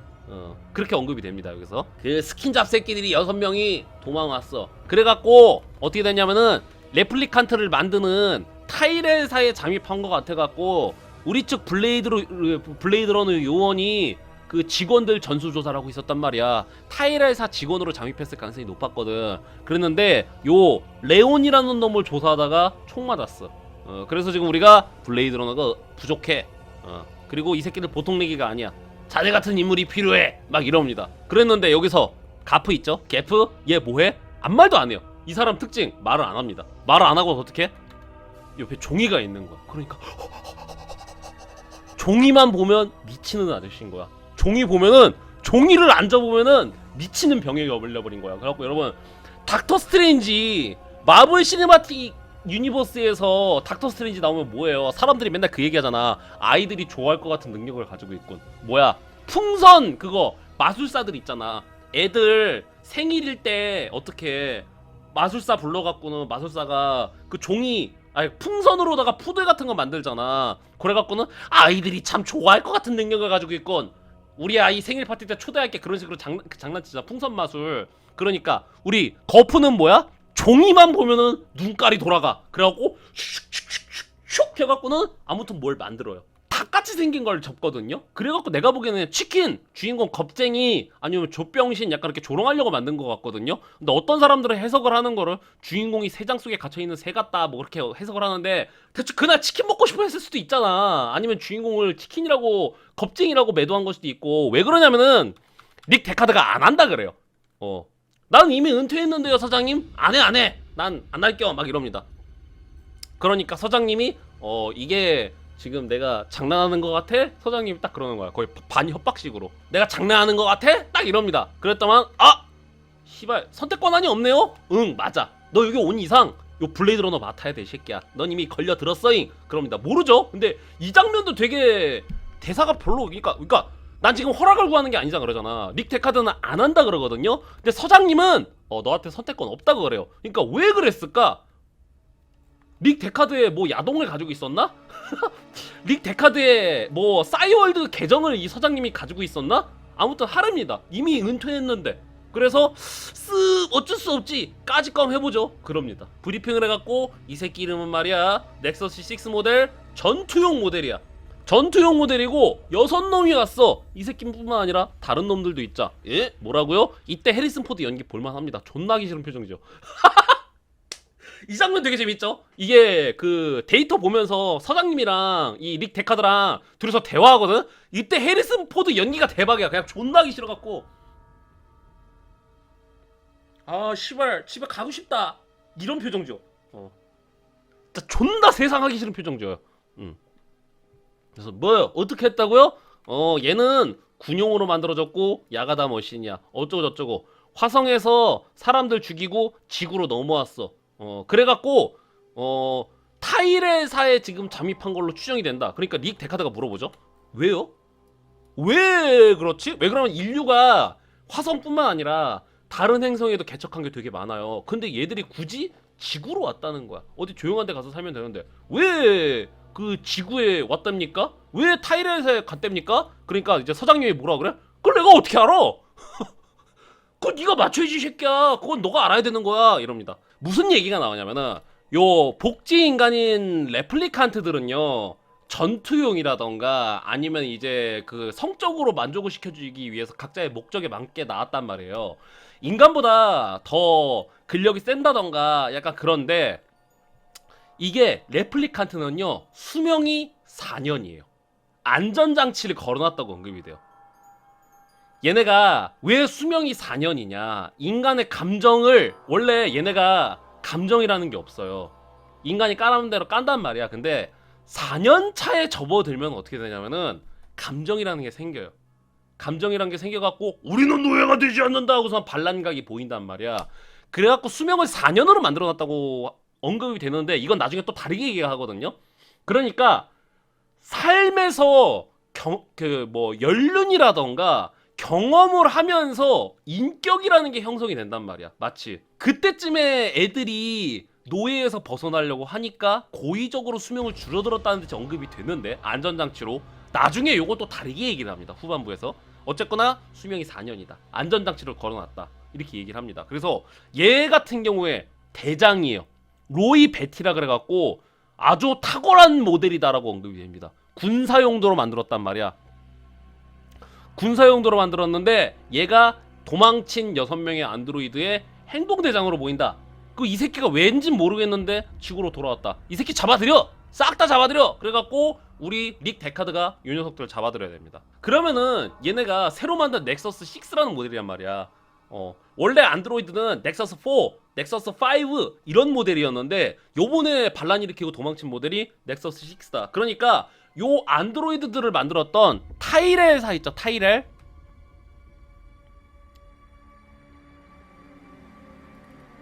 요 타이렐사에 가갖고는 넥서스 6한테 보이트 캄프 테스트가 되는지 판별 테스트가 되는지 확인해봐라 하고서 릭 데카드를 보냅니다. 그래서 가니까 이제 타이렐 회장, 요 타이렐사의 회장은 타이렐 회장이에요. 그리고 그 조카인 레이첼이 있습니다. 그래서 안녕하세요, 어서오세요 이럽니다. 검사하러 오셨다고요? 맞습니다. 그러니까 이제 타이렐 회장이 나옵니다. 타이렐 회장이 나와갖고 우리 안드로이드도 검사하러 왔다고요? 네, 도망친 안드로이드 6명이 넥서스 6 모델입니다. 신형 모델이라고 하더라고요. 신형 모델들도 보이트 컴프 테스트가 해당이 되는지 안 되는지 확인하려고 왔습니다. 그러니까 그렇단 말이지. 그러면은 한 가지 제안을 하겠수다. 그럽니다. 에? 무슨 제안이요? 인간을 먼저 테스트해보는 거예요. 그게 진짜인지 아닌지 우리 한번 확인해봅시다. 딱 이래요. 그랬더니 여기 레이첼 내 조카지. 아 쇼냥 존나 이뻐. 어떻게 이런 이상한 머리를 하는데 이렇게 예쁠 수가 있지? 내가 저번에도 방송할 때 얘기했는데 쇼냥은 그냥 예쁜 게 아니야. 뭔가 아우라가 있어. 이 당시 그러니까 배우라던가 그런 건 아무나 하는 게 아니라니까. 이게 그냥 이쁜 게 아니잖아. 그 예쁜 거 플러스 뭔가가 있어. 진짜 미쳤죠 이때. 이때 블레이드 러너 쇼냥은 진짜 거의 대체 불가합니다. 진짜. 그래갖고는 자 내 조카인 레이첼한테 한번 테스트를 해보도록 하게. 그러고 나서 이제 레이첼의 보이드 컴프 테스트를 하는데 이 장면이 시발 대박이죠. 와 담배 피워도 될까요? 담배 피면서 하세요. 알겠어요. 질문해주세요. 와 미친. 내가 담배 별로 안 좋아하거든요. 이거 촬영 감독도 본인이 생각하는 최고의 명장면으로 꼽아버리죠. 이 장면이 블레이드 러너 상징하는 장면이다. 이 장면이 촬영 감독 본인도 자기 인생 최고의 아웃풋이라고 언급할 정도로 이 레이첼이 담배 피우면서 검사받는 장면 있잖아. 야, 최각이다. 그래서 이제 소설이랑 똑같은 거 물어봅니다. 이때 누군가 당신에게 송아지 지갑을 선물했습니다. 어떻게 할 거죠? 받지 않겠어요. 당신의 아이가 나비 표본을 가져오고 나비를 병 속에서 죽였습니다. 어떻게 할 거죠? 정신과 의사에게 보내겠어요. 막 이렇게 질문을 합니다. 근데 소설이랑 다른 게 뭐냐면은 질문을요 한 100개를 해요. 그 결과가 나왔나? 아 잠깐 그 전에 레이첼 잠깐 나가주겠나? 이 어른들끼리 할 얘기가 있네. 딱 그럽니다. 근데 레이첼 어떻게? 알겠어요 하고서는 레이첼을 나가요. 그러니까 이제 뭐라 그래? 릭 데카드가 레이첼은요 레플리칸트입니다. 딱 이래요. 그러니까 타이렐 회장이 오 대단해. 그거 어떻게 알았나? 그 질문에 뭔가 있는 건가? 이럽니다. 그래서 평소에 질문은 얼마나 받나? 얘기하니까 릭 데카드가 보통은 한 30개 정도 질문합니다. 저희가 30개 정도 질문해갖고 안드로이드를 그러니까 그 레플리칸트를 판별을 합니다. 근데 레이첼 같은 경우는 한 90개를 했네요. 딱 이래요. 그래갖고는 이제 이 타이렐 회장이 뭐라 그러냐면은 그것이 바로 우리 타이렐사의 모토일세. 인간보다 훨씬 인간다운 레플리칸트를 만드는 거. 그것이 우리의 계획일세. 그리고 레이첼 같은 경우에는 앞으로 그 차세대 미래 기종일세. 딱 이렇게 얘기를 합니다. 근데 여기서 이제 나오는 게 레이첼은 레플리칸트가 맞았는데 달라요. 모델이 달라. 화성에서 탈출한 새끼들은 넥서스 6 모델이란 말이야. 근데 레이첼은 넥서스 7인가? 그 이후 특별 기종이라고 언급이 됩니다. 나중에 가갖고는. 그래서 이제 물어보죠. 레이첼은요 자기가 안드로이드라는 걸 압니까? 라고 릭이 물어보니까 타이렐 회장이 아니 모를걸? 이럽니다. 근데 지금쯤이면 알아챘을지도? 라고 얘기를 해요. 자 그리고 나서 어디로 가냐면은 요 유콘인가? 호텔로 갑니다. 무슨 호텔이냐면은 아까 초반에 느긋마 드립 들었던 요 안드로이드 있죠. 얘가 묵었던 곳이 바로 요 호텔이란 말이야. 호텔 가갖고는 여기 가프랑 릭이랑 같이 요 호텔을 수색을 해봅니다. 그랬는데 당연히 여기가 없죠. 자 없는데 또 가프가 또 눈깔이 돌아가는 거야. 왜? 종이가 있었거든. 수사하러 왔잖아요. 릭은요 여기저기 돌아다니면서 증거를 찾아. 근데 가프는 뭐해? 쪼물딱 하면서 이제 또 종이 접기 또 시작하는 거야. 그래서 릭이 화장실 들어가 보니까 뭔가 있는 거야. 화장실에 뭔가 비늘 같은 게 있는 거야. 비늘 같은 게 있어갖고 요건 뭐지 해갖고는 욕조에 있는 비늘을 챙겨가갖고 갑니다. 그리고 짐을 뒤져보니까 사진이 있는 거야. 사진들이 있어갖고 요 사진들도 챙깁니다. 수사는 혼자 릭이 다 하거든요. 릭이 이것저것 다 뒤지는데 어떤 거를 이번엔 종이 접겠어? 아까는 닭을 만들었거든요. 이번엔 뭘 만들었냐면은 뭐야 그 빨딱한 남자를 풀발한 남자를 종이접기로 만들었어요. 릭 데카드가 딱 그거 보고서는 뭐야 씨발. 그래서 지금 뭐 만들었어? 첫 번째 치킨 만들었어. 두 번째는 뭐야? 빨딱한 남자 만들었어. 자 그리고 이제 장면이 정환이 되는데 오므려지고 굉장히 창백한 소녀 하나 있습니다. 그러면서 그가 나오죠. 로이 베티 넥서스 6 모델 그 도망친 애들의 대장이야. 그래갖고는 이제 처음에 네 엄마 들었던 패드립 들었던 애 있잖아. 그 레온이랑 만나갖고 이제 얘기를 하는데 로이 같은 경우에는요 생명이 얼마 안 남았어. 생명이 얼마 안 남았는데 보면은 손이 정상이 아니라는 게 보여. 손부터가 뭐 굳나봐. 그러니까 사지 말단부터가 말을 안 듣나봐. 그냥 꼴깨꼬닥하고 죽는 게 아니라. 자 그러고 있어요. 이제 어디로 가냐면요 눈을 만드는 데로 갑니다. 레플리칸트의 눈을 만드는 데로 가갖고는 취라는 아저씨가 있어요. 취. 이 아저씨가 Hello, I'm cold. What are you doing? 세바스찬, 타이렐. 막 이런 약간 그 푸만추 같은 느낌의 아저씨 있거든요. Cold, give me a coat, give me a coat. 그러니까 이 아저씨는 뭐 하는 아저씨냐면은 타이렐사의 레플리칸트의 눈을 납품하는 아저씨예요. 그래갖고는 추운 곳에서 눈이 상할 수도 있잖아.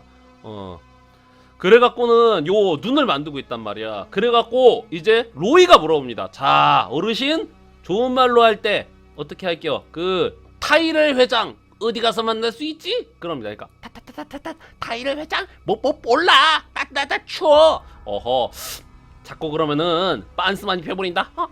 안돼 거긴. 그러니까 자 타이렐 회장 어디 가서 만날 수 있지? 그는 함부로 만날 수가 없어. 하지만 그 세바스찬은 알아. 그럽니다. 세바스찬이 누구지? 그 레플리칸트의 몸을 설계하는 친구야. 와타시 추추추추추추 로이랑 안드로이드들은요 타이렐사의 타이렐 회장을 지금 만나러 가려고 그래. 근데 함부로 못 만나러 가잖아. 대기업 총수인데. 그러니까 타이렐 회장이 세바스찬이랑 뭔가 접점이 있나 보죠. 세바스찬을 찾으면 타이렐 회장도 만날 수 있다는 거야. 그러니까 세바스찬을 찾으러 떠나고요. 요 아저씨는요 얼어 죽어요. 요 추이는 추위에 죽어요. 자 그리고 나서 릭 데카드는요 집으로 돌아옵니다. 집으로 돌아가고는 엘리베이터 딱 타갖고는 올라가고 있는데 저기요 데카드씨 그러는 거야. 어이 씨발 깜짝이야. 엘리베이터에 탔어. 엘리베이터에 탔나? 아니면은 그 뭐야 레이첼이 릭의 집에 와 있나? 그러는 거야. 씨발 깜짝이야. 어찌 오셨어? 궁금한 게 있어서 왔어요. 딱 그러는 거야.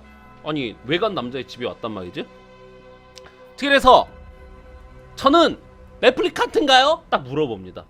요 레이첼이 저는 레플리칸트인가요? 라고 물어보니까 뭐라 그래? 릭 데카드가 응 맞아.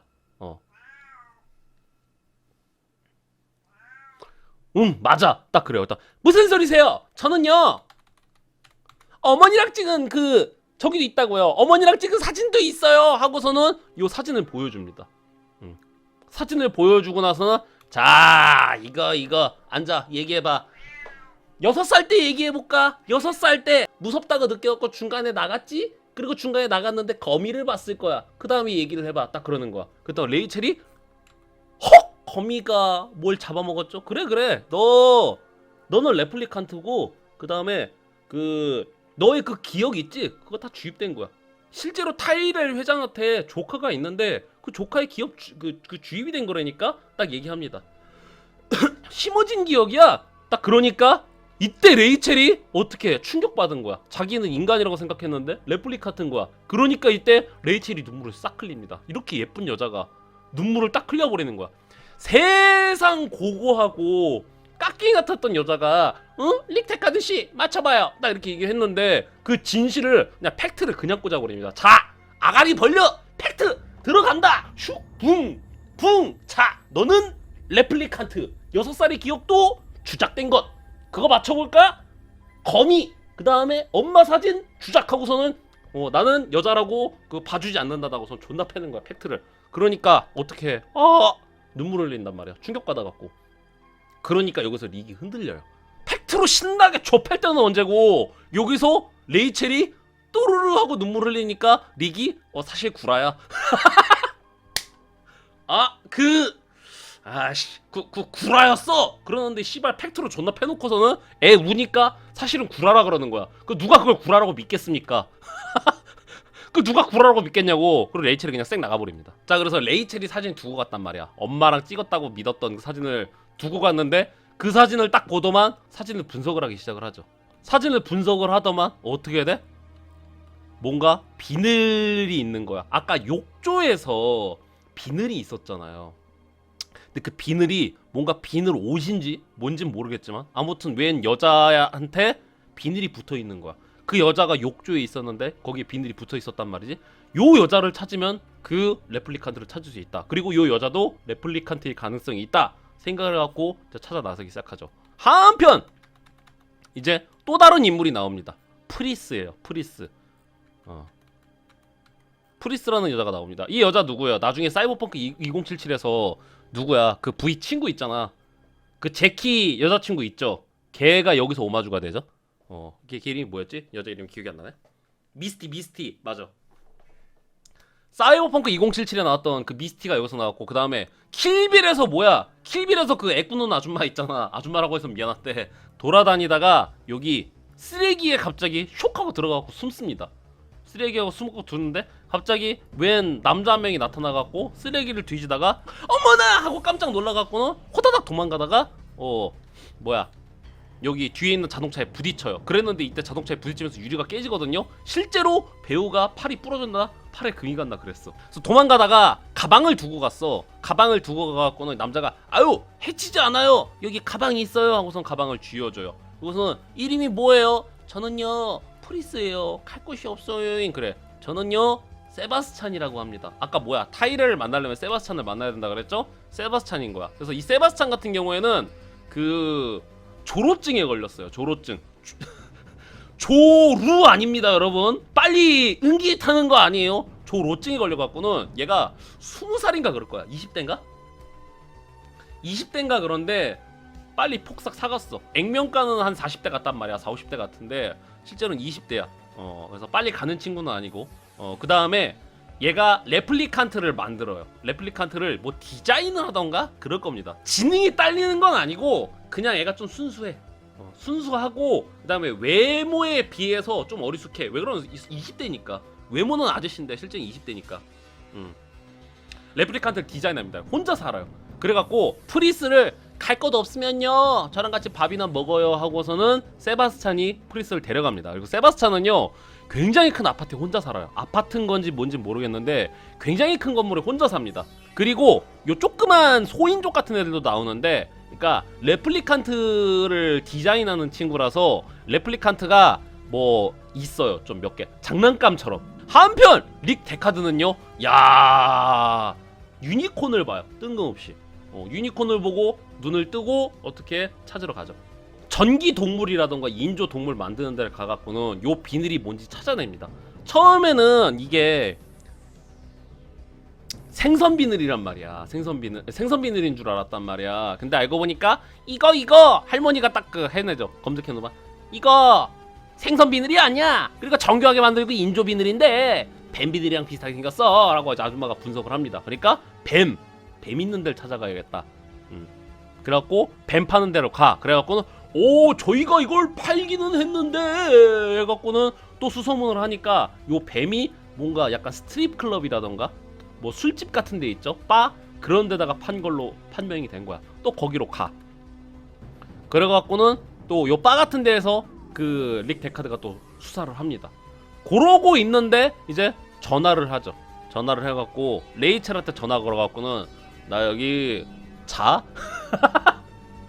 밤에 술집에서 레이첼한테 전화 걸거든요. 레이첼한테 자? 그러니까 레이첼이 안 잤는데 왜요? 그냥 너 생각나서 전화했어. 나랑 술이나 한잔 할래? 나올래? 딱 그래요. 그랬더니 레이첼이 아니요 저는 이 시간에 그런데 안 가요. 사람 잘못 보셨어요 데카드씨. 그래갖고는 릭은 습 어쩔 수 없지 하고서 수사를 제기합니다. 이 몸에다가 비늘을 붙이고 뭐 댄서였는지 배우였는지 몸에다 비늘을 붙이고 뱀을 데리고 다니는 사람이 있단 말이야. 이거 캡처 이상하게 된 거 좀 양해 좀 부탁드릴게요. 왜냐면 이 여자 계속 빨개 벗고 있거든.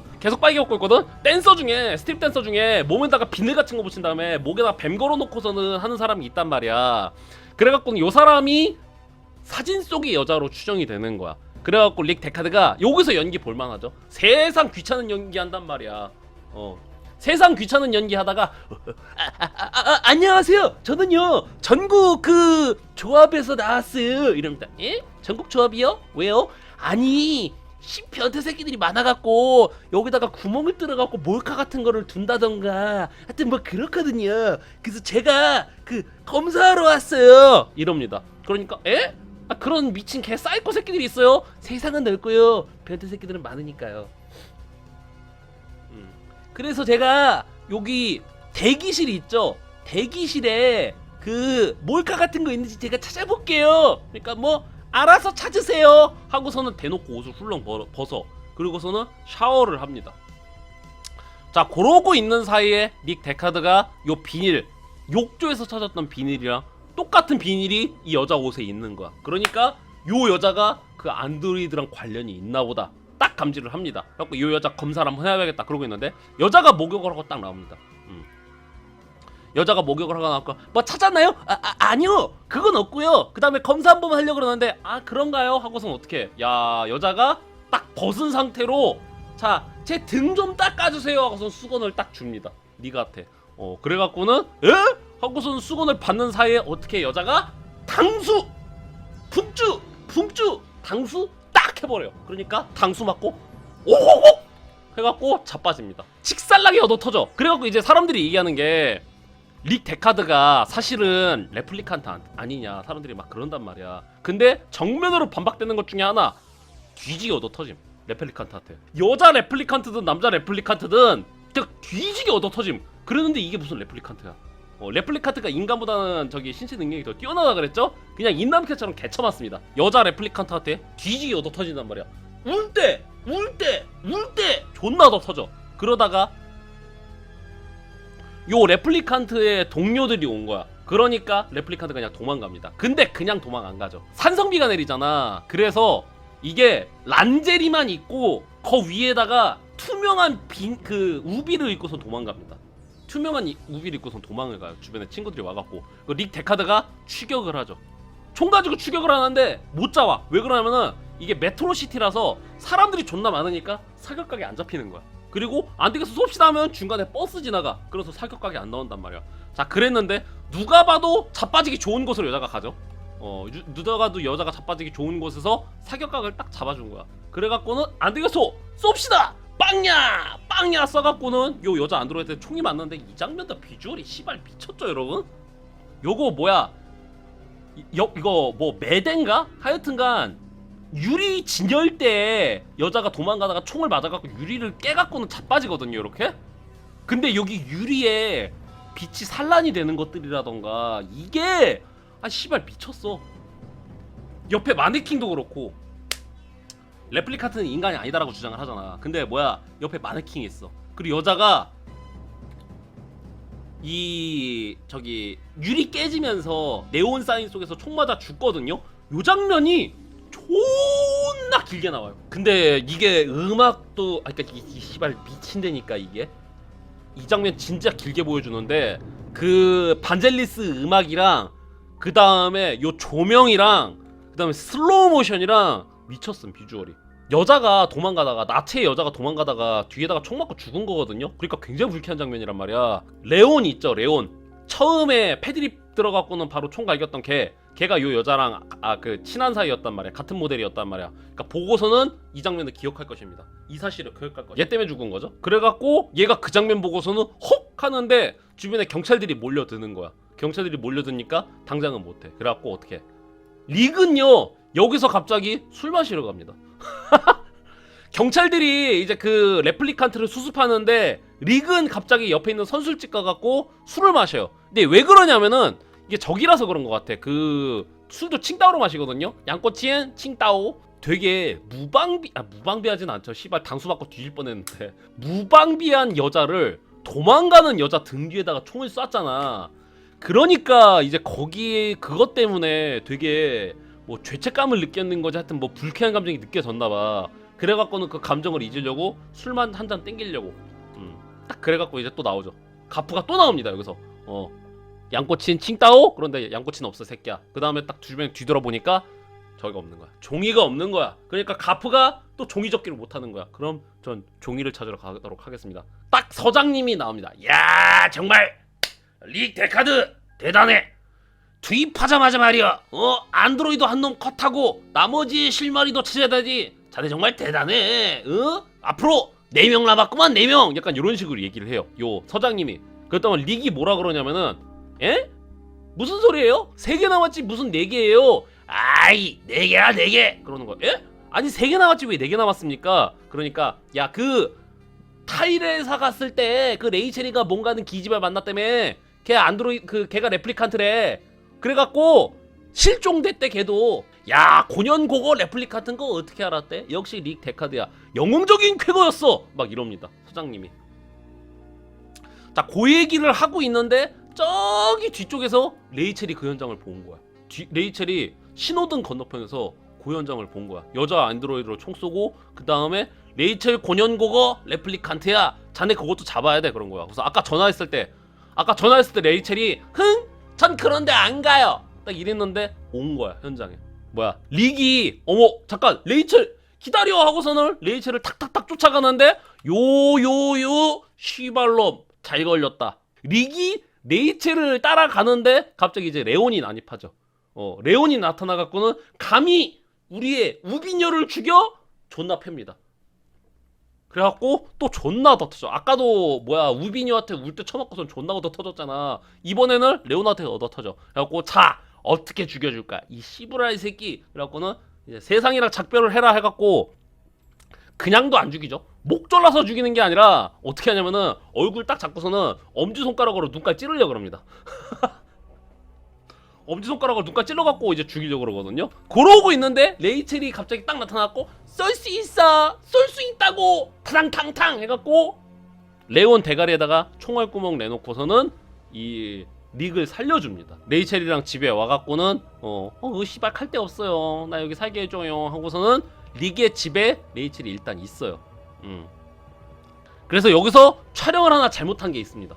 뭘 잘못했냐면은 이제 릭이랑 레이첼이랑 그냥 시시콜콜하게 대화를 나누거든요. 근데 이때 보면 레이첼 눈에 레플리카트 특징인 요거 있잖아. 요거 눈가래 요게 촬영을 잘못해갖고 해리슨 포드 눈에도 이게 띄어요. 여기 해리슨 포드가 여기 지나가거든요. 릭이 여기 오른쪽으로 지나갈 때 릭의 눈에도 요게 나와. 근데 촬영을 그게 잘못한 거야. 수많은 사람들이 뭐라 그러냐. 저거 봐. 릭테카드 레플리카트 맞네. 저 장면에서 눈빛이 빛나잖아. 레플리카트의 특징이란 말이야. 그랬는데 이제 제작진 피셜로 그 잘못 찍은 거다. 제작진 피셜 그거 잘못 찍었다. 얘기했어요. 근데 저거 봐. 릭테카드가 레플리카트일 수 있다는 은유야. 막 이러는 거야. 근데 촬영 감독이 얘기했어요. 잘못 찍은 거라고. 오늘 시발 나 너무 많은 일이 있었어 하고서는 어떻게 하냐면은 술 한잔하고 잡니다. 릭이 술 한잔하고 자고 너는 뭐 여기서 뭘 하던가 아니면 너희 집 가던가 알아서 해 하고서는 이제 릭이 술김에 자려고 그러는데 레이첼이 머리를요 쇼 풉니다. 그러면서 피아노를 치죠. 사실 이 장면이 의미하는 거 별 관심 없다.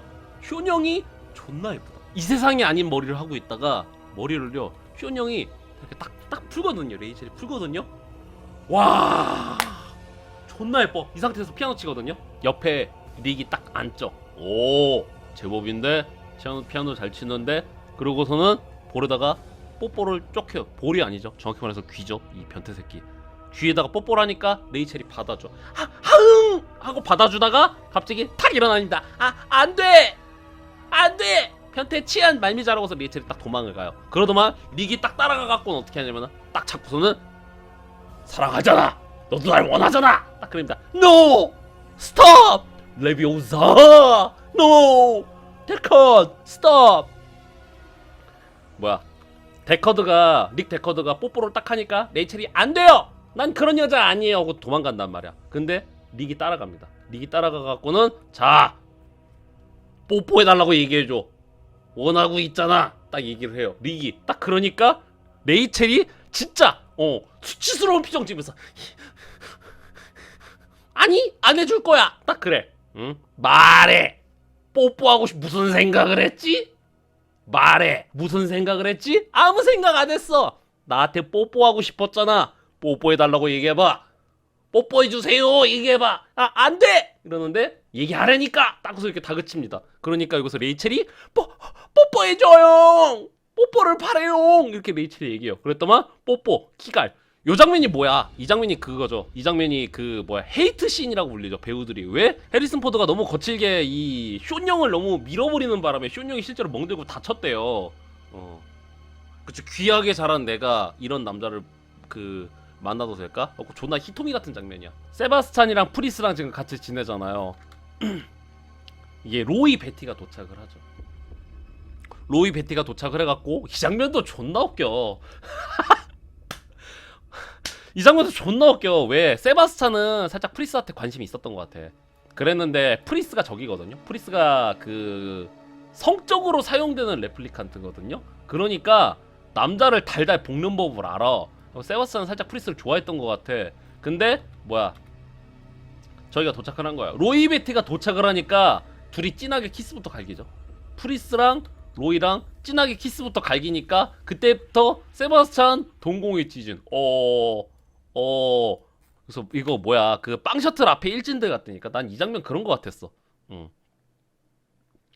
빵 셔틀 안에 일진들처럼 그렇게 키갈해. 나는 밥 준비나 해야겠다. 너가 그 세바스찬이라는 친구니 내 친구 프리스 잘 돌봐줘서 고마워 막 이렇게 얘기를 해. 자, 그런데 이제 알게 되죠. 뭐라 그러냐면은 이게 세바스찬이 요 레플리칸트를 그 디자인하는 애라 그랬잖아. 레플리칸트 만드는 애라 그랬잖아. 근데 얘네가 넥서스 6 모델인 걸 알게 된 거야. 그래갖고 이제 세바스찬이 이 대고 빡이 넥서스 6 가더라고. 누구들 내가 만들었어. 이놈의 자식들, 이놈의 자식들, 내가 니 만들었다. 뭐 해봐라. 막 이러는 거야. 그렇다면 이제 분위기가 조금 쌓이죠. 야, 씨발아, 내가 네 새끼냐? 이 씨발 어디서 자꾸 이거 해라 저거 해라야. 그러니까 아니야. 그러고서 이제 프리스가 그 얘기하죠. 데카르트가 했던 얘기. 나는 뭐 생각한다. 고로 나는 존재한다. 그런 것처럼 프리스가 이제 이 세바스찬한테 얘기를 합니다. 왜 왔느냐? 얘네들이 지금 여기에 왜 왔느냐? 프리스가 여기 왜 이러느냐? 세바스찬이 그 레플리칸트를 디자인하잖아요. 타이레사에 납품을 한단 말이야. 거기다가 타이렐 회장이랑 정기적으로 체스를 두는 사이예요. 정기적으로 체스를 두는 사이이기 때문에 체스하러 간다는 명목으로 자기네들을 회장님을 만나게 해달라는 거야. 타이렐 회장 우리 좀 만나게 도와줘 이럽니다. 근데 안돼 그거 사람 불러 어려운 거야 그러는데 프리스가 자꾸 옆에서 세바스찬 막 안고 막 자기 그 가랑이 사이에다가 이렇게 껴놓고서는 나 좀 어떻게 데려다 줘잉 우리 친구잖아 이럽니다. 자꾸 이거 저기래니까 씨발 일진들이 빵셔틀 존나 괴롭히는데 야 우리 친구잖아 씨발 세바스찬 우리 친구잖아. 아 씨발 친구한테 5천원도 못 줘? 아 실망이다. 이 새끼 존나 웃긴 새끼네. 야 세바스찬 너 우리 친구 아니었어? 야 친구끼리 5천원도 못 줘? 아 이거 완전 존나 웃기는 새끼네. 자꾸 이런 식으로 가스라이팅을 존나 하는 거야. 그게 아니라 친구라고 가스라이팅을 당해갖고는 로이 베티를 데리고 요 타이레사 본사로 갑니다.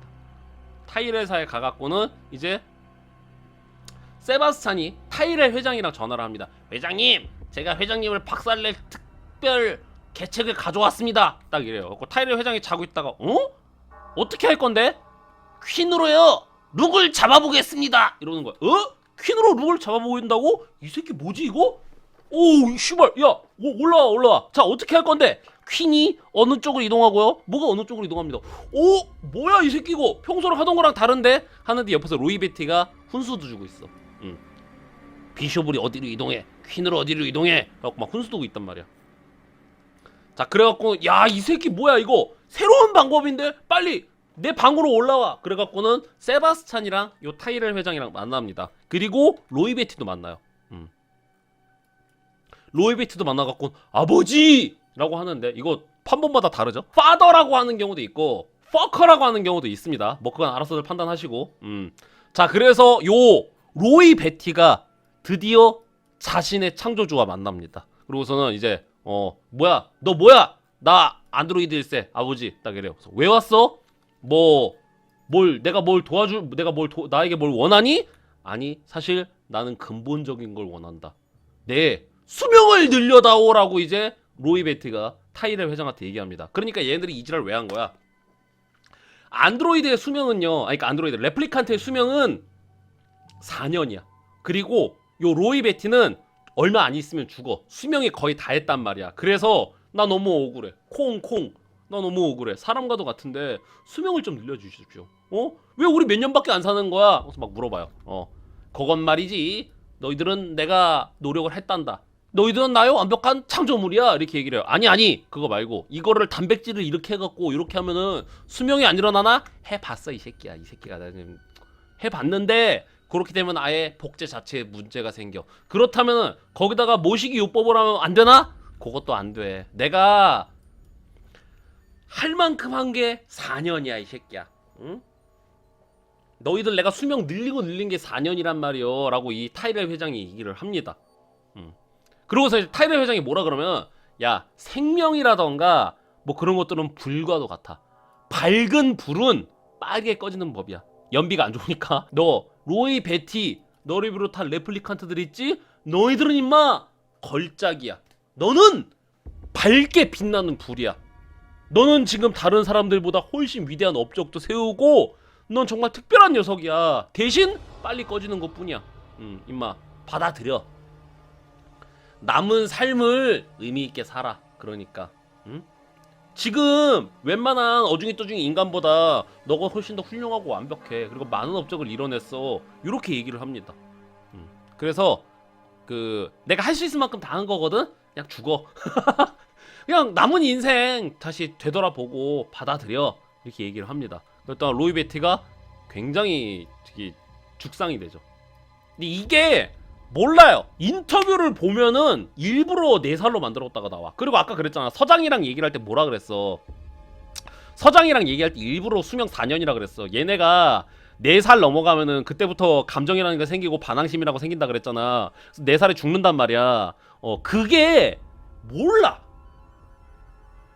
서장은 그렇게 얘기를 했는데 요 타이렐 회장 같은 경우에는 생각보다 그렇게 나쁜 놈 같이 얘기하진 않아요. 되게 야 너는 임마 걸작이야 임마 새끼야. 너는 빠르게 그리고 밝게 타오르는 불이야 임마. 웬만한 인간들보다 덜 쌍을 수 없는 영역에 도달했어. 근데 대신 수명이 짧은 거야. 인간은 가늘고 길게 가는 거고 너는 굵고 짧게 간단 말이야. 그러니까 남은 인생 의미 있게 보내. 되게 타이르거든요. 되게 소윗하게 타이르거든요. 근데 이게 기만인 건지 아니면 진심으로 달래주는 건지 모릅니다. 그래갖고는 로이가 아 씨발 별의별 개짓거리를 했는데 결국에는 해답이 이거야? 내가 여기까지 오면서 얼마나 많은 끔찍한 짓을 저질러 왔는지 알아? 그러고서는 어떻게 자기 아빠한테 뽀뽀하죠. 타이렐 회장한테 뽀뽀를 한 다음에 얼굴을 그대로 딱 잡아갖고 눈깔에다가 손 넣은 다음에 두개골을 그냥 그대로 한 번 시켜버립니다. 자 그리고 나서 한편 프리스는 릭 데카드가 프리스를 잡으러 왔어요. 근데 뭐야 그 세바스찬이 여기 그 레플리칸트를 만드는 사람이라 그랬잖아. 디자인하는 사람이라 그랬잖아. 그러니까 요 마네킹이라던가 레플리칸트 만들던 게 존나 많은 거야. 그래갖고는 릭 데카드가 여기서 하나하나 찾기 시작을 합니다. 이 장면 되게 잘 찍었죠. 이미지도 진짜 존나 예뻐. 이미지도 존나 예쁘고 그 다음에 이 중에 뭐가 진짜일까 찾는 그 묘미가 있단 말이야. 그랬다가 프리스를 찾아내. 까쭈 비치 해갖고는 요 릭 데카드가 프리스를 딱 죽이려고 그러는데 프리스가 어떻게 하냐면은 자 그러니까 세상 기괴한 장면 존나 많죠. 릭 데카드를 자기 허벅지로 딱 조인 다음에 그 다음에 콧구멍에다가 손가락 집어넣어갖고는 콧구멍을 찌르려고 그래요. 오 해갖고는 이때 릭이 거의 죽을 뻔해요. 죽을 뻔하는데 프리스가 이상한 짓 하는 게 뭘 이상한 짓을 하냐면은 갑자기 공중제비를 돌아. 이 상태에서 모가지 쪼르남에 코로 뽑아갖고 릭을 죽여버리면 되거든요. 오 이러고 있는데 갑자기 릭을 딱 놔주더만 갑자기 백더블링을 해. 백더블링 하면서 릭한테 막 달려듭니다. 그래갖고 릭이 아 씨발 뒤질 뻔했다 빵야 해갖고는 그거 그대로 총을 쏴갖고 죽여버려요. 그러니까 이게 얘가 왜 이랬는지 모르겠어. 이 상태로 그냥 모가지 그냥 그 졸라버리고 콧구멍 뽑아버리면 되거든요. 근데 갑자기 풀어주더만 백덤블링 하면서 다가가다가 총 맞고 죽어요. 마침 로이도 도착해갖고는 프리스가 죽어있는 거야. 근데 프리스랑 이 로이랑 약간 그렇고 그런 관계처럼 묘사가 된단 말이지. 그래갖고 엄청 슬퍼합니다. 프리스의 시체를 보고서는 그러고서는 이제 릭한테 목표가 딱 좌표가 딱 찍히죠. 그래서 이때부터 장르가 공포로 바뀌어요. 바이오 하자드로 바뀌어. 여기가 어디야 지금 릭이랑 프리스랑 요랬던 게 그 세바스찬의 작업실이었잖아요. 그 세바스찬이 건물을 하나 다 쓰고 있다 그랬잖아. 폐건물을 하나 다 쓰고 있다 그랬잖아. 그러니까 이제 여기서 릭이 수색하고 있단 말이야. 로이 베티 찾으려고 수색을 하고 있는데 갑자기 구멍이 뻥 하고 뚫립니다. 벽에서 구멍이 뚫리더만 릭이 권총을 잡고 있던 손을 로이가 촉 가져가. 그리고서는 요게 벽이고 요게 저기란 말이야. 릭의 손이란 말이야. 로이가 딱 저기 손가락을 잡고서는 요것은 뭐야 레온의 목 오도독, 요거는 프리스의 목 오도독 해갖고는 릭의 손을 그대로 뿌질러 버립니다. 손가락을 릭의 손가락을 뿌질러 버려. 그리고서는 다시 권총을 쥐어줍니다. 권총을 쥐어주고선 자 13 동안 가능한 도망가라. 나도 내가 어떻게 될지 모르겠다. 자 13 동안 도망가는 거야. 안 못 도망가면은 너는 임마 나한테 매차쿠차 당해버리는 것이요. 딱 이렇게 얘기를 합니다. 그랬더니 릭이 헉 씨발 좆됐음을 감지합니다. 자기가 총도 가지고 있잖아. 근데 못 이길 거라고 감지를 했나봐.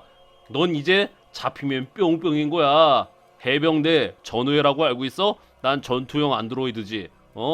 전우회 아주 적합한 신체를 가지고 있구나. 릭 데카드. 전우회가 뭔지 보여주마. 히 잡히면 매차쿠차 당해버린단 말이야. 그래서 이제 술래잡기 하기 시작합니다. 로이가 이때는 옷 입고 있었잖아. 갑자기 빤스만 입고 추격하기 시작을 합니다. 여기 있었구만 릭 데카드. 왜 왔는지 알겠나? 우릴 원망하지 마라. 그래서 빤스만 입고서는 추격을 하기 시작하는 거야. 뚫고선 대가리 따는 거야. Here is Johnny 이러는 거야. 이게 수명이 거의 다 돼갖고는 손이 말을 안 듣는 거야. 그 로이 레플리칸트에. 그러니까 손에다가 못을 박아갖고는 손이 움직이고 손이 펴질 수 있게 자기 손에다가 못을 박습니다. 릭 같은 경우 이게 교차 편집으로 나오거든요. 교차 편집으로 릭은 아까 뭐야 이것은 프리스의 목 이것은 레온의 목 해갖고 손가락 꺾었다 그랬잖아. 꺾었던 손가락 다시 릭은 다시 손 맞춰. 그러면서 이제 서로 추격전 시작하는 거야. 우당탕탕 대소동. Here is Johnny. 빤스만 입고 도망가려고 그러고 있는데 창문에 빤스만 입은 남자가 쓱 고개를 들이면서 거기 있었구나 미스터 릭 또 그러는 거야. 히 하고서는 또 옥상에서 우당탕탕 대소동. 죽고 싶지 않아 하고서는 여기 옥상에서 옆 건물 옥상으로 폭 하고 도망가거든요. 근데 오고곡 해갖고는 점프 실패. 거리를 잘못 쟀어. 그래갖고는 난간에 매달립니다. 난간에 매달렸구나. 아 씨발 좆됐다 그러는데 어떻게 하냐면 또 여기서 쫓아옵니다. 오 릭 데카드씨 끝났네. Here is Johnny 이러는 거야. 조졌다. 매차쿠차 당해버리겠구나. 그러고 있는데 여기서 로이가 갑자기 릭의 손을 잡더만 릭을 쭉 올려갖고는 살려줍니다. 이 상태에서 릭을 손을 짓밟아갖고는 릭이 여기서 추락사하게 두거나 아니면 끌어올린 다음에 비켜봐 시켜볼 게 있어서 우선 바지부터 벗길 것 같잖아요. 아니야 갑자기 살려줘. 자 그러고 나서는 릭이 되게 어리둥절을 합니다. 아무것도 안 하는 거야 자기한테. 아무것도 안 하면서 블레이드 러너 최고의 명장면이 나오죠. 여기서 그냥 릭 옆에 앉아요. 죽이진 않고 비 맞으면서 이제 뭐라도 해야 될 거 아니야. 왜 그러냐면 프리스를요 릭이 죽였어. 프리스를 비롯한 자기 동료들을 릭이 죽였단 말이야. 그러면은 이 상태에서 릭을 죽인다던가 아니면 바로 릭 바지를 딱 벗겨야 될 거 아니야. 안 그래. 그러고서 이제 비 맞으면서 얘기를 합니다. 난 너희들이 믿지 못할 것들을 봐왔어. 니들이 경험해보지 못한 것을 난 경험해봤어. 오리온 자리의 어깨 근처에서 불타던 강스팜들을, 타노이저 게이트 근처 어두운 우주 공간을 수놓았던 시빔들도 봤지. 그 모든 순간들이 곧 사라지겠지. 마치 빗속의 눈물처럼. 죽을 시간이야. 하고서는 샥 하고 죽어버린다. 블레이드 러너에서 요거 빼면은 시체란 말이야. 다들 이 로이 베티가 진짜 주인공이라고 하고 이 루커하워의 연기할 때 꼭 블레이드 러너 마지막에 이 대사 꼭 나온단 말이야. 죽을 시간이야. 이 배우가 애드립으로 만든 거예요. 이 로이 베티라는 캐릭터를 자기가 고민을 하면서 감독님 제가 생각해봤는데요 요 대사 괜찮은 것 같아요 그러는데 리들리 스콧이 그걸 듣겠냐고. 해리스 포드랑도 존나 지랄을 했는데 대본에 써놓은 대로 하란 말이야. 막 그랬단 말이야. 그랬는데 계속 루커 하워가 한번 보기라도 해주세요 해갖고는 봅니다. 리들리 스콧이 그 대사를 루커 하워가 쓴 대사를. 그 모든 순간들이 곧 사라지겠지. 마치 빗속의 눈물처럼. 죽을 시간이야. 딱 그러는데 이때 그 꼬장꼬장하던 리들리 스콧이 이 대사를 딱 보더만 눈물이 흐를 정도, 눈물이 흐르진 않았는데 눈물이 날 정도로 야 씨발 이 대사다. 해석이라던가 사람들이 생각하는 게 갈리는 게 일단 로이가 왜 살려줬느냐, 릭 데카드를 왜 살려줬느냐. 자기 친구들을 죽인 그 원수 같은 새끼잖아. 근데 왜 살려줬느냐인데 이게 갈려요. 해석이 갈립니다. 마지막에 가갖고 안드로이드들이 그 레플리칸트가 4년 동안 이제 별로 없다가 경험치가 쌓이면서 얘들 감정이라던가 그런 게 생겨난다 그랬잖아. 그러니까 마지막 순간에 생명의 소중함이라던가 그 살아있는 것들에 대해서 뭐 되게 애정을 가지게 됐다라는 것도 있는데 내가 보기엔 그런 것 같아. 그냥 인생 마지막 순간에 좀 공허함 느껴갖고는 그냥 부질없음을 느끼고서는 그랬던 것 같아. 그 4년의 시간 동안 너희들은 그냥 이렇게 살고 있었는데 나는 저기 오리온 자리 쪽에 가갖고는 용병으로서도 너희들의 장기말로서 싸우고 막 그랬단 말이야. 그리고 내 자유를 위해서 고민을 되게 많이 하고 내 수명을 위해서 고민을 많이 했는데, 그래서 그 마치 빗속의 눈물처럼 이 모든 순간들이 사라지겠지라고 얘기를 하거든요. 자기의 유언이라던가 자기의 임종을 바라봐주고 사람이 언제 죽는다고 생각하나 그런 것처럼 자기의 마지막을 기억하는 유일한 인간이 그 데커드니까 그래서 살려준 거 아닐까? 여러 가지 해석이 갈립니다. 근데 제가 보기엔 전부 다 정답인 것 같아요. 자기의 마지막을 남기기 위해서, 아니면은 마지막 순간에 뭐 생명의 소중함을 알아서, 그건 알아서들 하면 되는데, 그냥 난 이 대사가 좋은 게 뭐냐면은 진짜 인생 한이 많구나 라는 게 좀 느껴져. 한이 많고 4년밖에 안 산 애가 진짜 모든 걸 다 내려놓고 간다는 그 허망함이라던가 짠함이 느껴졌고 난 너무 좋은 것 같아. 이 루거 표정이 너무 좋아요 이때. 막 그 사이코 살인마 같았단 말이야. 잡이 없는. 그랬는데 진짜 부질없고 더덥구나라는 이 표정이 진짜 대박인 것 같아. 비오면서. 극장판에서는 그가 왜 날 살려줬는진 모르겠다, 하지만 어쩌고 저쩌고 하고선 릭 데카드에 이제 독백이 나온단 말이야. 근데 감독판이라던가 아니면 파이널 컷에는 이거 잘려버리죠. 자, 그리고 나서 뭐야, 스피너를 타고서는 가프가 옵니다. 아, 이곳은요 야외고요, 모든 게 젖었기 때문에 이거 접을 종이가 없구만. 아, 이거 접을 종이가 없네. 아, 비도 오고 바깥이라서. 수고하셨습니다 데카드씨. 모든 안드로이드를 다 처리했군요. 그리고 그녀가 죽게 된 것도 유감입니다. 이런 식으로 얘기해요. 그녀가 죽었습니다. 그녀가 죽게 됐다니 유감입니다. 근데 말이죠, 안 죽는 사람이 있습니까? 사람이 안 죽어요? 뭐 누구나 안 그렇습니까? 언젠가 다 죽게 돼 있죠. 그러고선 가버려요 갑자기. 그러니까 내가 얘랑 팬티 레슬링 하는 동안에 뭐야, 가프가 우리 집에 가갖고는 레이첼 죽였나 보구나. 그녀가 죽게 돼서 유감입니다. 근데 뭐 누군들 안 그렇습니까? 우선 가거든요. 그러니까 내가 이 팬티 레슬링 하는 동안에 얘가 레이첼 죽였나 보다 하고서는 릭이 재빨리 집으로 갑니다. 재빨리 집으로 가니까 뭐야, 침대 위에 레이첼이 이렇게 누워있는 거야. 아이고 레이첼 하고선 딱 만지는데 레이첼이 살아있어. 그러고서는 뽀뽀 쪽. 레이첼과 사랑의 도피를 하기로 합니다. 그 얘기가 있었는데 내가 그걸 얘기를 안 했구나. 이게 중요한 부분인데 내가 그걸 얘기를 안 했네. 이거 처음에 나한테 뽀뽀해달라고 해줘 했던 그 장면 있잖아. 처음에 뽀뽀해달라고 해줘 이 장면에서 뭔 얘기를 하냐면은 그 얘기를 해요. 레이첼이 릭한테 당신 보이트 캄프 테스트 받아봤어요? 라고 물어봅니다. 근데 이때 릭이 대답을 안 해. 그 다음에 이제 레이첼이 뭘 물어보냐면은, 저도 레플리칸트니까 당신은 블레이드 러너라서 절 죽이겠죠? 그러니까 이제 나는 그 당신한테 생명의 빚을 졌기 때문에 당신은 내가 은혜를 입어갖고 당신은 내가 안 죽일 거다. 근데 다른 블레이드 러너가 와서 당신을 죽일 거다. 릭이 그렇게 얘기를 했단 말이야 레이첼한테. 그래갖고는 이 새끼 이거 가프 이 새끼 종이접기를 못하다 보면 결국에는 레이첼을 죽여버렸구나 하고서는 그 레이첼한테 가는데 레이첼 살아있는 거야. 그리고 위치가 까발려졌잖아. 레이첼이 어딘지 알고 있잖아. 그러니까 레이첼과 사랑의 도피를 하려고 자기 아파트를 떠납니다. 자, 그러고 있는데 바닥에 유니콘이 있는 거야. 종이접기 유니콘. 이거 뭐야, 누가 있겠어. 저기 뭐야, 가프가 이 집에 들려갖고 간 거야. 오, 저 종이다. 슉 해갖고는 가프가 종이를 접고 가버린 거야. 그러니까 요 유니콘 종이접기를 보면서 요 릭 데카드가 생각이 깊어지죠. 이거 가프가 왔다 갔구나. 가프가 왔다가 레이첼을 죽이지 않고 살려주고 갔구나. 그러고 나서는 이제 끝나는데, 이게 저기죠. 이게 유니콘이 뭐야, 릭 데카드 꿈에서 유니콘 나왔잖아. 근데 공교롭게도 가프가 여기다가 또 유니콘을 접고 갔단 말이야. 그러니까 결말이 어떻게 되냐면 여기서 끝나버리거든요. 여기서 요 유니콘을 가지고 레이첼이랑 릭이랑 엘리베이터 타고 문 닫으면서 끝나요. 그건 파이널 컷만 그래. 파이널 컷에서는 그렇게 끝나. 그랬는데 극장판은 뭐야? 극장판에서는 갑자기 되게 자연과 산맥을 보여주더만 이제 릭 데카드의 독백이 나오죠.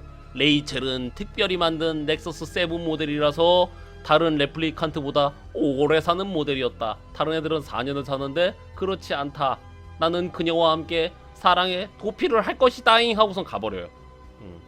레이첼은 아마 오래오래 나와 행복하게 살 것이다. 이렇게 끝납니다. 수많은 사람들이 그동안 얘기했던 게 뭐냐면은 가프가 사실은 환상일 수도 있고, 그 다음에 이게 릭의 꿈속에 나왔던 유니콘을 가프가 여기다 접고 갔잖아. 아, 그러니까 요거 릭 데카드는 레플리칸트가 맞구나. 레플리칸트가 맞아. 그게 아니면은 왜 굳이 유니콘을 여기다 접고 갔냐는 거야. 응? 그리고 사실 가프도 인간이 아닌 거 아니야? 그 릭 데카드의 환상이 아닌 거 아니야? 라고 생각하고선 끝났습니다. 근데 블레이드 러너 2049라 그래갖고 후속작 나오거든요? 아니었어. 아니었던 거야. 릭 데카드는 인간이 맞았어. 그리고 가프도 실존해. 그렇게 결론을 내버립니다. 후속작에서는.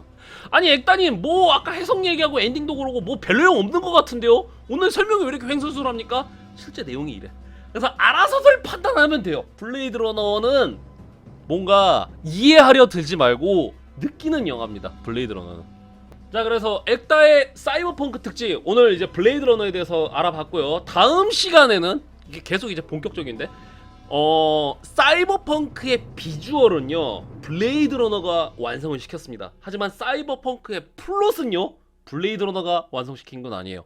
자, 사이버펑크의 플롯은요 다른 하나의 걸출한 작품이 있습니다. 다음 시간 뉴로맨서 소설에 대해서 알아보도록 하겠습니다.